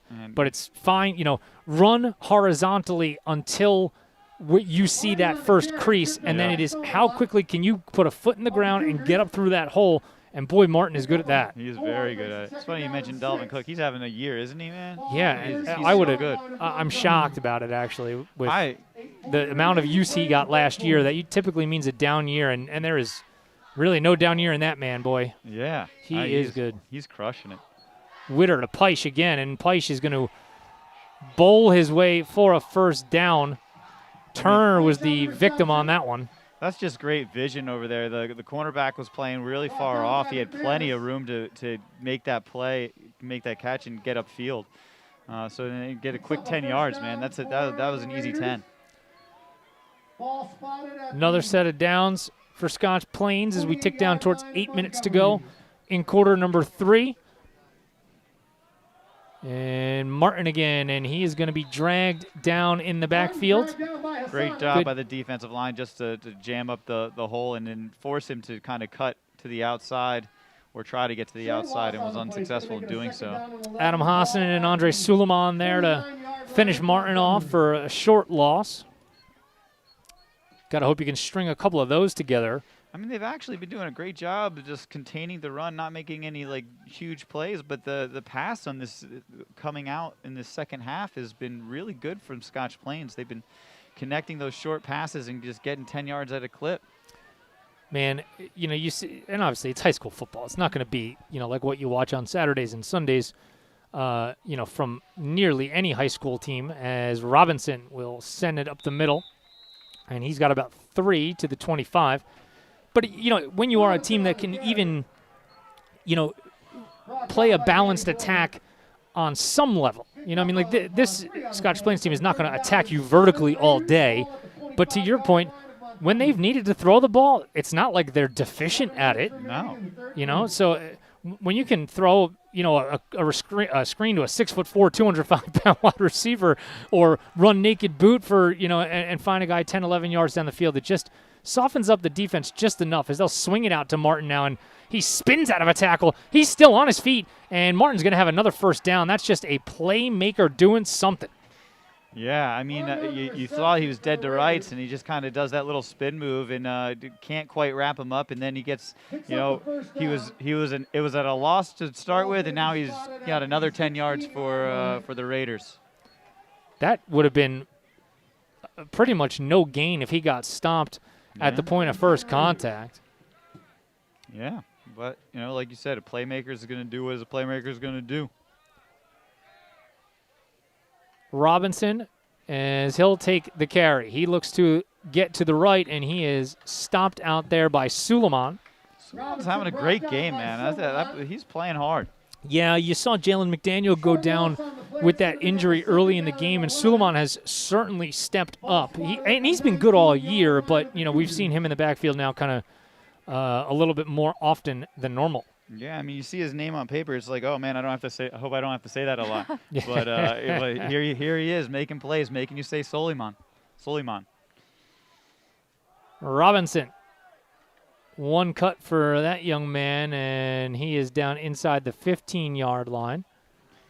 Another nice tackle by Liam McManus. Robinson on the carry. I'm just going to lean in front of you here. No problem. This electrical box is Pick up a 4 on the play. It's gonna bring up third a down and 6 for Scotch Plains.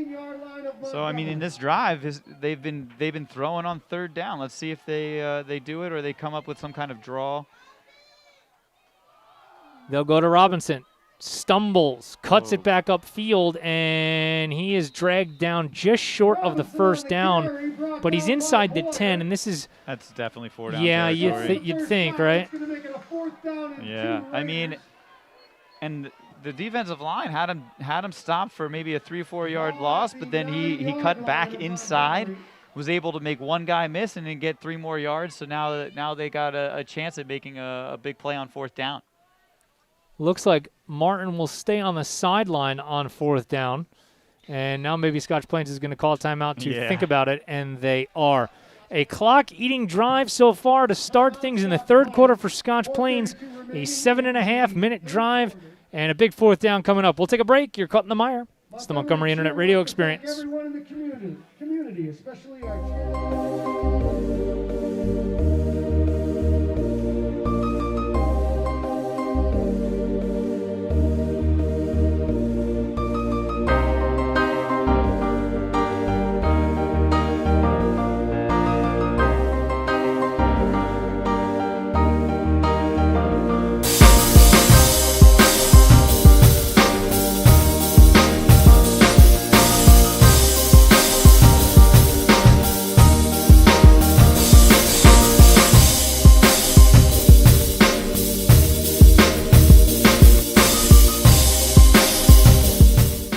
Welcome back to Cougar Stadium. Keith Glock, Matt Pogue, Tim Bartholomew, Mandy Shovlin, live for football against Scotch Plains. A big 4th down coming up here. It's so far been one of those drives that you're like, wait, how long have they had the ball?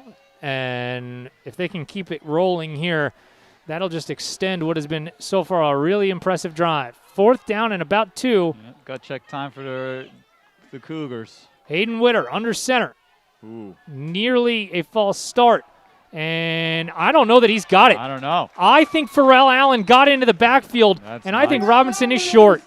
And he is. Wow, great job. Pharrell Allen, you can see it here. He knifes his way into the backfield, and he gets a hand on Robinson, and he reroutes him to the left. And that was the reason why they were not able to pick up that 1st down. That's about as big a defensive play as we've had all night long. Yeah, I mean, that's fantastic. They just drove the ball down, and then they get in a situation where it's 4th and 2, and Montgomery's able to come up big.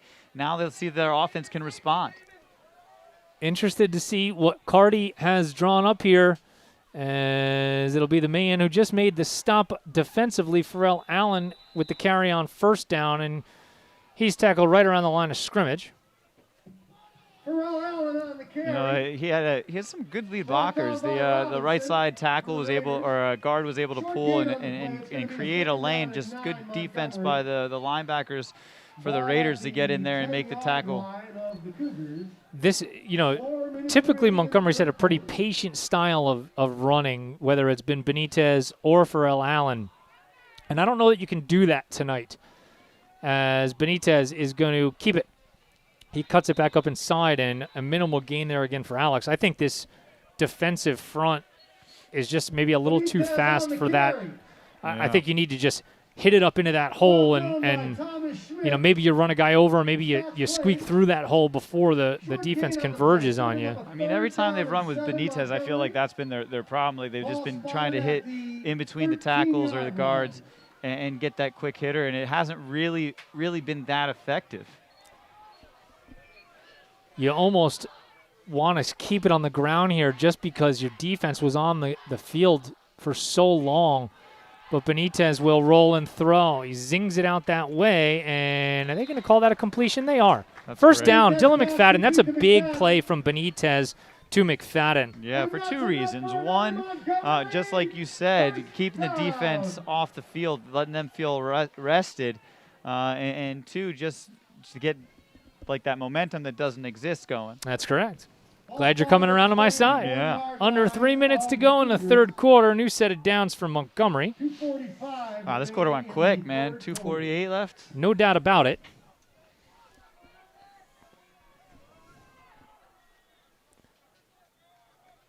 So first down here, Benitez will throw it. And out to the left. It was deflected, and they're lucky that that one didn't get picked off. That's one of the ones you see the defense read the play right away, and you're like, don't throw it, don't throw it, don't throw it. Yeah. And we got away with one right there. You know, it's actually one of the things that they've been able to eliminate over the last couple of games, and that is the negative plays for, you know, on that first or second down. You know, Benitez had trouble with the snap a little bit, you know, in the early part of his tenure playing quarterback, and he's eliminated those plays. Yeah, I've noticed that. I mean, today especially, he's doing a good job as he misses it.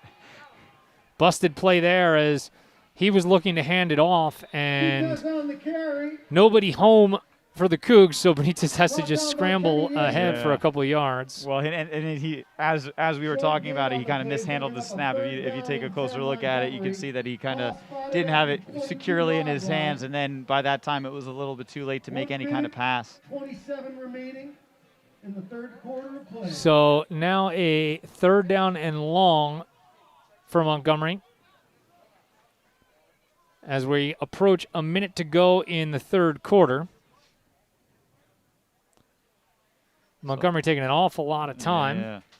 So, well, it's a big down, 3rd and 10. It's you know, obviously a pass play, so you want to make sure that your guys are running the right patterns. And let's see here as Benitez will throw it on third down, and it is caught complete. A first down. They're going to get it in more. Streaking up the left sideline is McFadden into Scotch Plains territory. They needed 10. They got 36. Great downfield blocking by the receiving corps.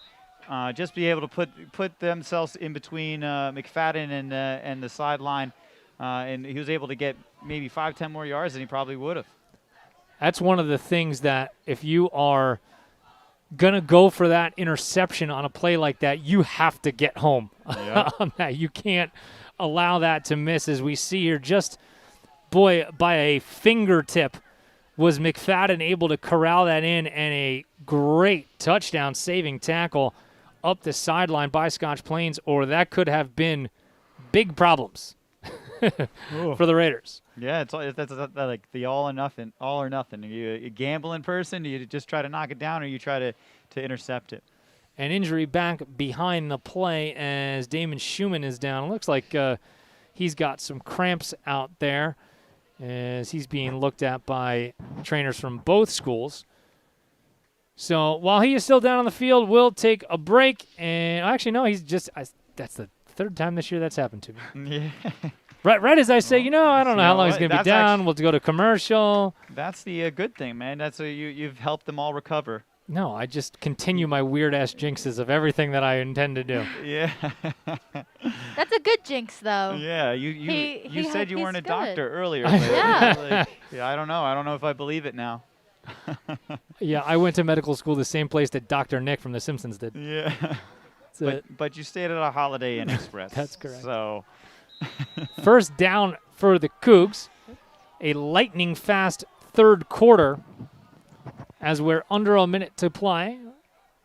And they jumped, man. Did they jump? They didn't get into the neutral zone, and Benitez was looking for the flag, so now he gives his line a little bit extra direction. Looking like Peyton Manning out there making adjustments. Benitez is going to keep it. He's got big running room this time. Alex breaks into the secondary for Scotch Plains, and he's got 15 yards and a Montgomery first down. Yeah, that's the first time that play has netted us so many positive yards on in this series. So Scotch Plains has been doing a good job covering, and now finally we're able to break one. Whatever the adjustment that Benitez made at the line was certainly worked out there, as he'll throw it now on first down. Pump fakes now, tries to run it, and he is going to be tackled after about a yard. It's a good downfield coverage by Scotch Plains, making it. There wasn't really anybody open. That's one of those things that, when you watch, just the quarterback and where the ball is on a play like that, you go like, oh, come on, throw it. And then, you think about it for a second and go, well, I'd rather you do that than throw an interception. No, it was great. I mean, Benitez has really matured as a quarterback. You can see he's making better decisions. He's handling the snaps better, and all that is, it's going to happen when you play more and more football games. But he's coming along a lot quicker than I think a lot of other athletes might. You see it here, the breakout run from Benitez as we come to the end of quarter number 3. 12 minutes to go here in Montgomery. Cougs are knocking on the door, trying to get even. We'll be back. You're caught in the mire. It's the Montgomery Internet Radio Experience.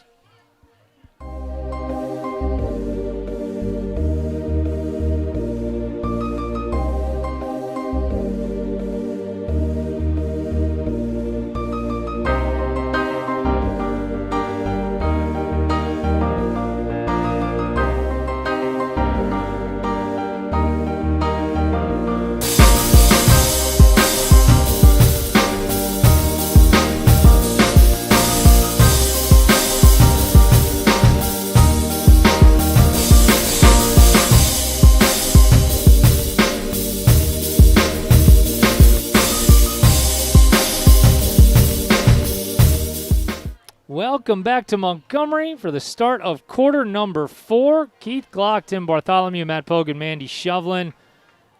Live on the Mire, presented by Dave Strauss and J. Robert Realty. All your Somerset County and Mercer County realty needs, they got you covered. Second down and long for the Cougs. Benitez is going to look to throw it and roll to his right. Now he zings it out that way, and it is just at the feet of Brooks Dahl down near the 20. So, I mean, I keyed on McFadden on that one, just watching the play, and he ran a terrific post-flag pattern that if we could have just bought a few more seconds for Alex and he had the vision to see that, it was 6 points. Post-flag, talking about it for the folks who don't know what we're talking about, he would have run toward the middle of the field, towards the goalposts, and then made a secondary move back towards the back right corner of the end zone, and that's the type of play that just takes a long time to develop. Yeah, I mean, and double moves are really hard for receivers to run, but they're even harder for cornerbacks to cover. Big third down for Benitez and the Cougs as he will throw. Zinging it out to the right, and again, just out of the reach of McFadden, who was open, and he would have had first down yardage, and he had beaten Matthew Power. So now it's fourth down, and Montgomery has been no stranger to these third and fourth and long situations, and they've been able to convert a bunch of them this year. Yeah, I mean, you have to go for it on fourth down here. You're at the 30. Punting doesn't make sense. You're not going to kick a field goal. So even though it's third and 10, or fourth and 10 rather, you're definitely going to try to make something happen here. Huge fourth down for the Cougs as we are just underway in quarter number 4. First game of Montgomery's +2 as Benitez has the time, throws it out there, and McFadden just cannot hang on right at the first down marker. And they are going to turn it over on downs. I mean, it's a great sticks pattern, but double covered. You know what I mean? And they knew they was going to go to him. Just to be able to get up there and make the play was a great job, but good job on the defense as well. Max Oros out there for Scotch Plains, able to break it up. And initially, I really thought that McFadden had come down with it. I mean, it looked like it. It's as good a bet as any, if you when you throw it out in his direction.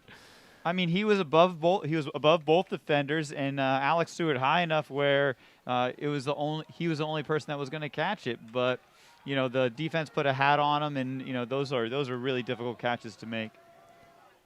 It's great when you have a quarterback and a wide receiver with that kind of chemistry and trust. Yep. as it's going to be a handoff up the middle, and it looked like Suleiman coming from the back. At this point, I'd be surprised to see any passing at all from the Raiders, just because they've got the lead, they want to run, and their running has been what's been effective for them. It was another gain of 8 for Sean Martin, and check that was Liam McManus on the tackle on the previous play.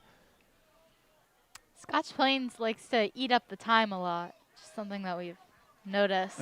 Jet sweep as Martin, another Pharrell Allen, boy, just showing you his strength. He never even disengaged with the defender. He just took the defender and drove him about 5 yards into the backfield, and that strung Martin out enough where he got tangled up.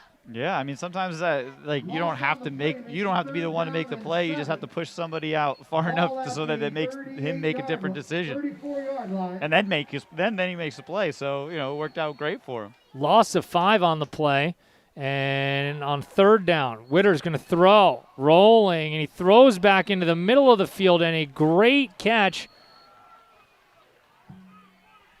And it looks like a first down for Raul Lugo. Yeah, wow. That was fortunate. I mean, he threw it just high enough where he could get underneath it. That was a great job of sitting down in the middle of that zone and gave Hayden Witter just a window, or a small window of room to put that ball in. And another injury back behind the play for Scotch Plains. That's a big conversion. Yeah, I mean, as I was saying, they're not gonna run the ball or pass the ball that much. They get a big loss and have to pass it, which is what Montgomery wanted. You want to force them to throw the ball, but they were able to capitalize. And like you said, he did a great job sitting in the place, in the zone that was unoccupied. And we talked about it before. They've been certainly competent when they've needed to throw the ball, and that's. What else do they need? They don't need to throw it all these times. Just when the couple of times a game you are forced to throw the ball, can you make a completion? Yeah, I mean, and they did a great job capitalizing in the beginning of the game when Montgomery wasn't doing a really great job stopping their run. They got their lead, and now when they needed to pass, it was opened up because really we're keying on those two main guys. We're keying on Robinson. We're keying on Martins. And so they're able to make those passes because some of the defense is kind of look and run first. So a first down play now coming up for Scotch Plains. And this is going to be Witter. And he, on the keeper, is going to pick up about 8 yards.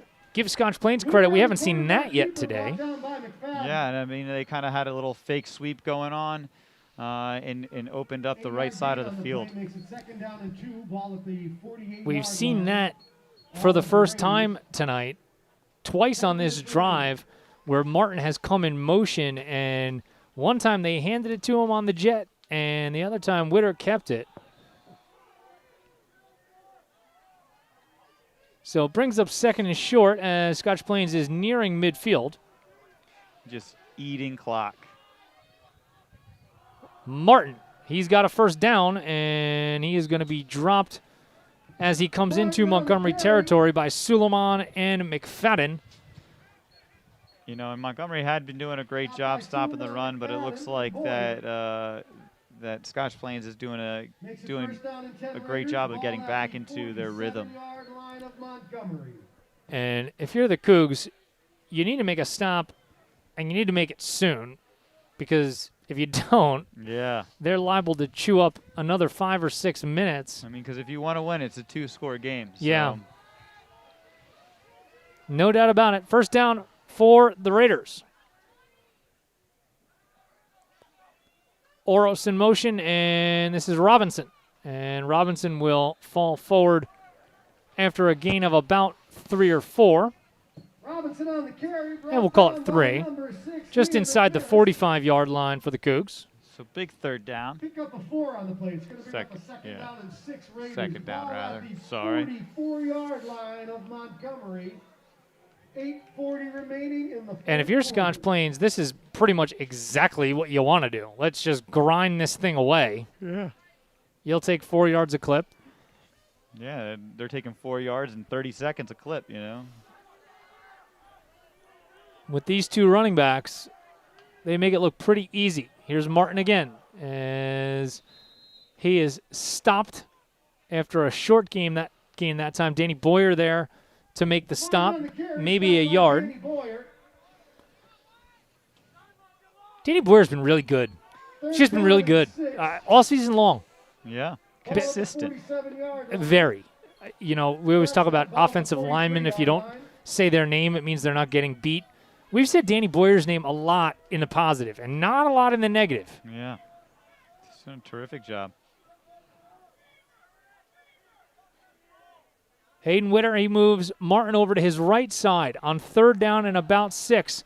Witter looking to throw. We have a flag down on the near side, and Witter's pass is a little too tall and incomplete. Good coverage out there by Montgomery and Danny Turner. What are we thinking here? Well, we got a penalty on Scotch Plains. I would decline it.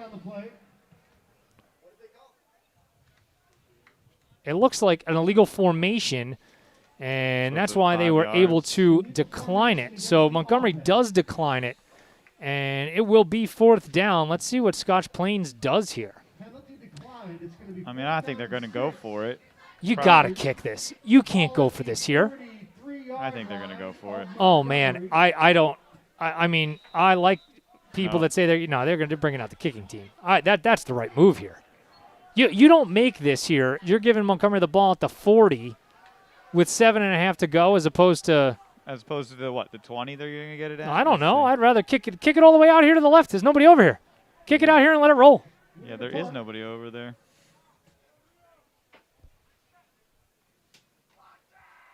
And they do get it away. They send it up to the right side, and this will go out of bounds. Let's see where they mark it. And the official's still walking, waiting for the 17-ish. help. And, yeah, they're going to say out of bounds at about the 17. So, you know, you change the field position by about 30 yards there. That's a big deal when Montgomery needs 2 scores to win this in regulation. I don't know. It wasn't 30 yards, maybe 20 yards. Well, if it's the 17-yard line and the line of scrimmage was like the 45, that's pretty much 30 yards. I thought it was 40. They were on the 40-yard line. No, they were at the 45. They needed the 40 to get a first down. So 1st and 10 from about the 14-yard line. Big series here.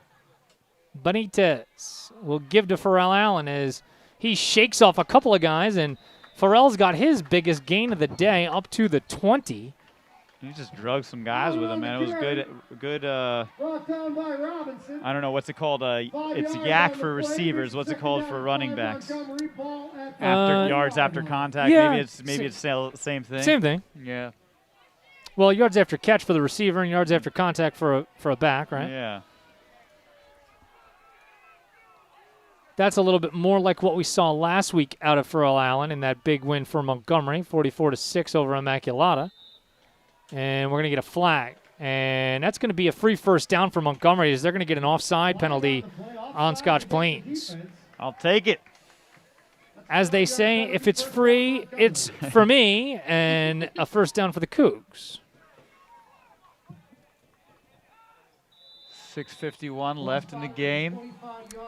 You know, I don't think you really care right now if you're Montgomery how you do it. You just want to matriculate this thing up the field, as the old school announcers would tell you. Yeah, I mean, it would be nice that you get small chunks at a time, but really there's not enough time for that.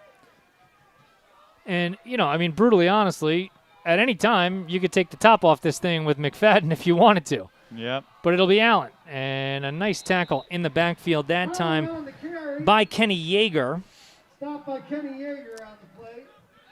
Kenny's big boy, 6'3", 220 pounds for Scotch Plains. 25-yard line of Montgomery. Some folks were blessed with the genetics of something similar to that. No one in this booth. That's why we're up here. 2nd down and long for the Cougs. Benitez and Allen stand in the backfield. And Alex will throw it out to the left-hand side, and that is incomplete as he again was looking for Brooks Dahl out there, and it'll bring up 3rd down and long. You know, it's like Makes it third down and 10 Cougars ball at the it's a damned if you do, 25-yard line damned if you don't Montgomery. situation, right? And what I mean by that is you would love to just get 5-6 yards on a play like that, right? Yep. You know, and you haven't had a ton of success on the ground today, so you know that's obviously why you want to throw it, but you just would have loved to have had something that didn't leave you in 3rd and 10. But Benitez has been able to convert it tonight, and he'll look to do it again here as he's scrambling out of some trouble now. Can he get to the edge? He can, and it looks like he's got the first down. Where are they going to spot it? Down the carry. What a big play and a big spot, man. That was. To the 35-yard Yeah, he's line. got it. They're going to Yeah. come up here and take a look at this. He's got the first down. I'm telling you right now. Yep, there it is. They give him the signal. Yeah. That's just Benitez making a play with his legs. And that's huge because they were in a situation that you're going to consider punting with 5:37 left in the game if you don't get that first down there, and now they don't have to. Boy, that's just a fantastic play by that young man. Yeah. Still sits at 180 career points, 12 shy of Montgomery's all-time leading scorer, JT Tartikoff. You guys, everybody remembers him. Went on to a football career at the State University of New Jersey, Rutgers. Yeah. And Benitez on first down. We'll throw it out here to the right, and Brooks Dahl's got it, and just outside the 40-yard line. And a nice gain of about 6. That's the play that I was talking about on second down on the last set of downs. So wait, did Benitez start the game at 180? He did. So you're not counting touchdown passes? No, just like just- if you have scored a touchdown, and obviously he kicks extra points and Yeah. field goals, so Okay. you know, Gotcha. any points for which he is directly responsible. Fun I JT Tartikoff story. We'll get to that at some point. Hopefully. Oh, free play. Come on. Benitez throw the flag. thought again he was going to get a flag there as it looked like Scotch Plains was trying to jump. Benitez, It didn't look like it was. He was offside. Definitely was. he'll take off and run for it. And Alex will fall forward outside the 45-yard line. Looks like he's got another first down, depending on where they spot it. 45-yard line. Nose of the football is again right at the marker, and they are going to give him a first down. First down. So Benitez using his legs when Montgomery really needs some yardage. At the 45-yard line. 2 for 2 on this drive. 3:50 remaining in the game. That's what big players do, man. They Yeah. step up in the time when your team needs you. 1st and 10 for the Cougs from their own 45. Alex will throw. Here comes pressure. He throws it out to McFadden, who comes back to get it. Dylan's still on his feet. Can he make a move? He's tackled at about the 37. Just put it out there for him. He'll go get it. That's just football savvy, man. He's smart enough to know to come back to the ball. Some receivers would just kind of stop there or continue their route, but he sees that it's underthrown a little bit and comes back, makes the catch, and then has the wherewithal to just keep trying to get a couple extra yards. So great job by McFadden. He puts it out there between 3 guys, and Dylan comes down with it. Boy, how about that? That goes back to what you were saying earlier about their relationship, Dylan and Alex. Like they have a trust, and Alex knows that Dylan will catch that. Benitez taking off and scrambling, making 2 men miss, and Benitez is close to another first down. He's got it as the officials will mark him down just shy of the 25-yard line, and things are getting interesting here in Montgomery. Did anybody else get nervous when he was carrying that football like a loaf of bread? It was just like whipping that thing around. Listen, I watched Michael Vick play football for my team for a long time. Oh, There was no human being that carried the ball like a loaf of bread than that man. Yeah, but Michael Vick probably has hands the size of your head. You know what I mean? Listen, he fumbled way too much for my taste. He did a lot of things way too much. That's true. New set of downs for the Cougs as they are driving here under 3 minutes to go in this ball game. This has turned into a really fun one here. Alex looking to throw, zings it out there, and a really, really nice defensive play by Michael Power as he got onto McFadden just as he was trying to haul that one in. Benitez pass intended. Yeah. Glock, I want to go back to your prediction and kind of a jinx at the beginning of the game. Yeah, 38-35. I was right on top of that one. Yep. Looks like the under's going to come in on this one. You're killing it. God. How about the Falcons, man? They went from being like terrible to being. They should be 6-3. just Don't even get kinda me started. terrible. Don't even get me. It's Montgomery football time. Don't Yeah. just, I'm going to be upset and then I'm going to leave. So that's it. Second down for the Cougs. 2nd and 10. Just outside the 25-yard line of Scotch Plains. Cougs looking to tie the score with a touchdown and a 2. And that's going to be the basketball star Ryan Curry, who has that one knocked out of his hands by Power again.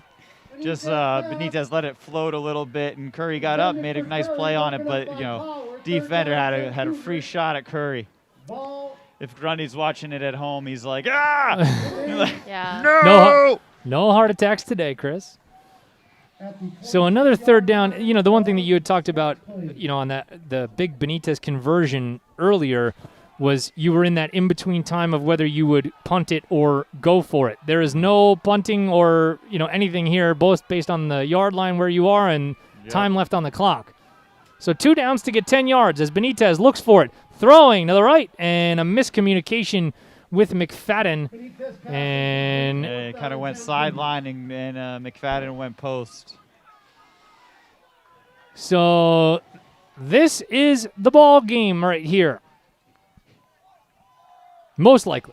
I mean, it's going to be hard. It's going to be a hard road if they don't get the first down right here. Yeah, you would really need to stop them and use all your timeouts on 3 consecutive plays if you don't make this. But let's see if they can come up with a little bit more magic on 4th down. 2:11 to play in this ball game. Alex Benitez looking to pick it up once again. He will throw up the right sideline, looking for Brooks Dahl this time. Dahl tries to come back for it and get a flag.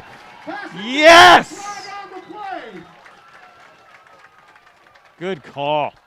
A big pass interference call against Scotch Plains is going to give Montgomery a little bit more life. And an official's timeout because Benitez is down and he's holding his leg, and that's no bueno for the Cougs. You went from the highest of highs in picking up that key flag and a 1st down to now you could hear a pin drop in this place as Benitez kind of holding the knee, maybe just a little bit below the knee, the shin area, and they're taking a look at him. So, boy, a whole lot going on right now. Benitez is up on his feet. That's good. And he's walking. He's actually going to jog off. So he'll probably miss, one play and likely come back into this one.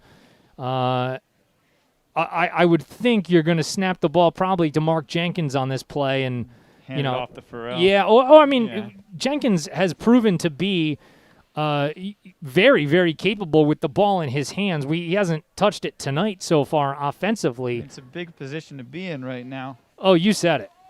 You certainly want to have your quarterback back in the ball game because I think I'd be shocked if Montgomery threw it on this down. Yeah, no, I mean you got the 1st down. You got 2 minutes left. It is Jenkins. And he will run it. Jenkins bouncing it outside, cuts it back upfield, and he's got about 3.5 or 4. So all things considered, not too shabby.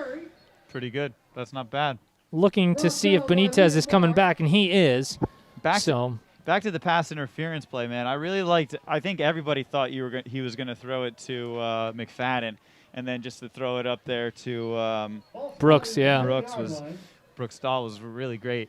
He's a big guy out there, and that was just going to say, all right, well, go make a play for me. Yeah, and it was a good play. I mean, that's what you got to do. You just put it in the end zone around him, and go to make the play. And the defense wasn't able to do it without the interference. Benitez will roll and throw out to the right to the end zone, incomplete. Yeah, it took a big hit too. And there's a flag down on it too. They might get a personal foul here.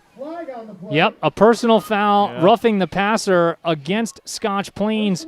So that is going to be probably half the distance to the goal. So that'll put the ball probably at about the 5-yard line and first and goal.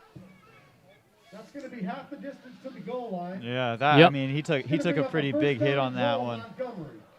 Great way, just bounced right up though, because he's such a tough kid. Boy, this one's going to come right down to the wire, baby. Yeah, baby.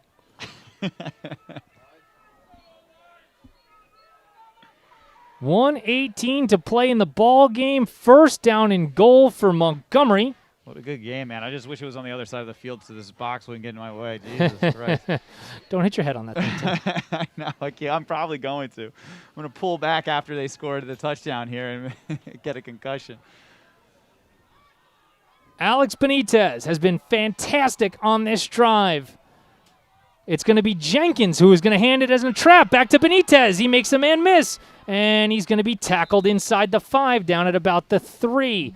Boy, that's a great time to pull out that kind of misdirection play. A little chicanery right there. Stop by Liam Marr on the play. 1 minute left. That was quick. Oh, yeah, I didn't even think to look at the clock. Yeah. Yeah. Lots of timeouts left, though. You know, if you're Montgomery, you want to just, bleed this thing down as much as you possibly can, score almost as time expires. That would be great to try to go for 2. Yeah, I mean, especially because the Raiders' special teams is so good. Curry in motion. It'll be Pharrell Allen. Pharrell looking for the goal line. Is he in? They're going to say no and a timeout.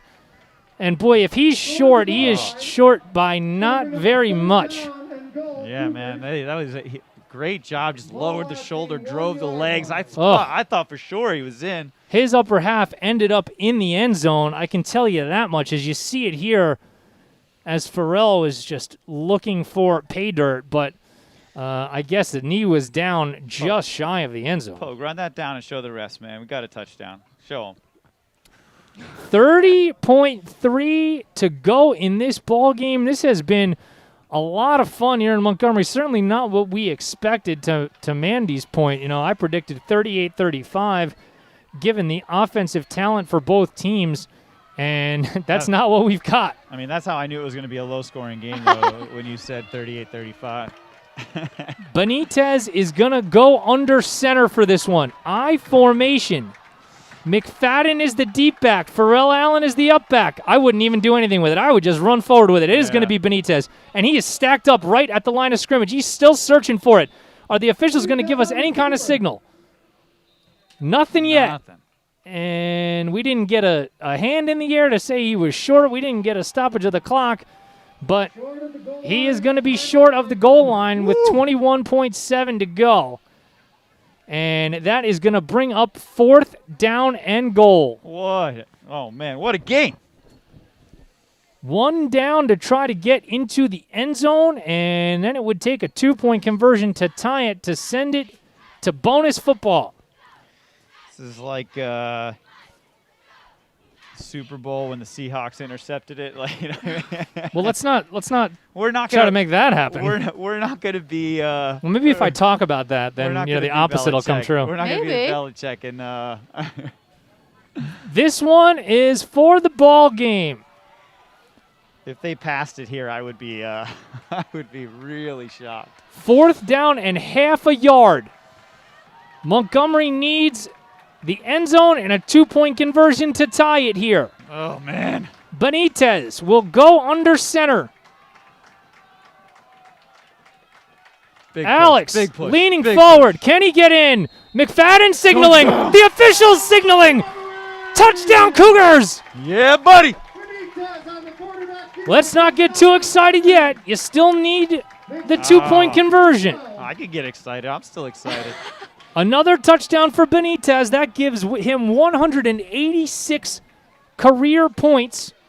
6 shy of Montgomery's all-time leading scorer, J.T. Tartikoff. But before he can get there, they need 2. 17.8 to go on the clock. The clock will not run on this play. And Montgomery will spend its final timeout to make sure that Smart. Everybody is on the same page. Well, yeah, you can't go home with it, right? Yeah, right. Smart. Man. You don't get paid extra for going home with those timeouts. So what do you do here, Tim? Man, I mean, you score a 2-point conversion. That's what you do. All right, Madden. It's really hard to say because they've been doing a great job, moving the ball with Pharrell Allen. I can't even speak right now. So excited. So you can hand off to him, but I mean, they've obviously this last series been going a lot to Benitez, so I'm sure that's what they're going to key on defensively. Man, I don't know. I can't wait to see what he comes up with. Something, anything. Benitez and Allen. Something worth 2, hopefully. They need the 2-point conversion to tie it here, and a timely timeout. Ice the kicker. Timeout Raiders. Oh, man. What do you think they're going to do there, Glock? If this was me, I would run it with Pharrell Allen. To me, it's either Allen or Benitez. I think. Man, if you threw McFadden in there, then No, you know what it is. It's one of their 3 big playmakers. If you asked me, honestly, I would keep it in Benitez's hands. I think he's a little shiftier than Pharrell, and what we did see Pharrell Allen do the last couple of weeks is he is a more than capable blocker. Yeah. When Benitez goes to slam it up in there, I also think Alex just has a little bit more wiggle. If he's got to make one man miss for some reason, somebody gets beaten into the backfield, he can do that. No, I like what you said. I mean, Pharrell would be a great lead blocker in this situation. Just jam up the hole and then Benitez come in and make a big play. But it doesn't. I'm surprised they're in the shotgun. Well, I think that was going to be par for the course. They need this to tie. Benitez. It is going to be Benitez, and I think he's going to be short. They have him stopped. Oh, man.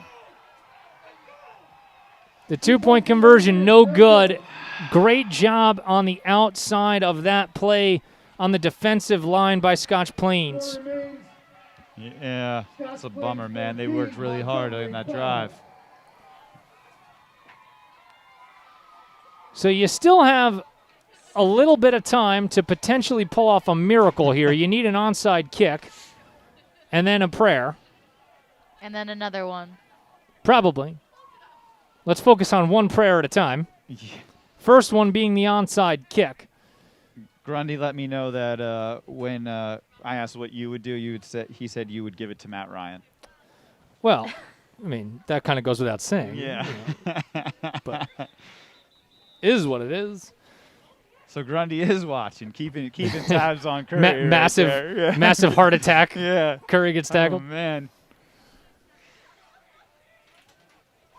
So let's see what Montgomery does. You wonder how often, you practice this in practice. It's like this is like a Thursday practice thing. You do it once a week, and you just hope for the best here. It's such an art form, kicking an onside kick. Yep. To get that third hop, just bounce high. So let's see it here. And what are they going to do? You know what? We're going to have a timeout. Zorn's coming on to kick it. A timeout for Scotch Plains. Like, get out of here. They're really turning the tables. Yeah, Village is on the way. That's it.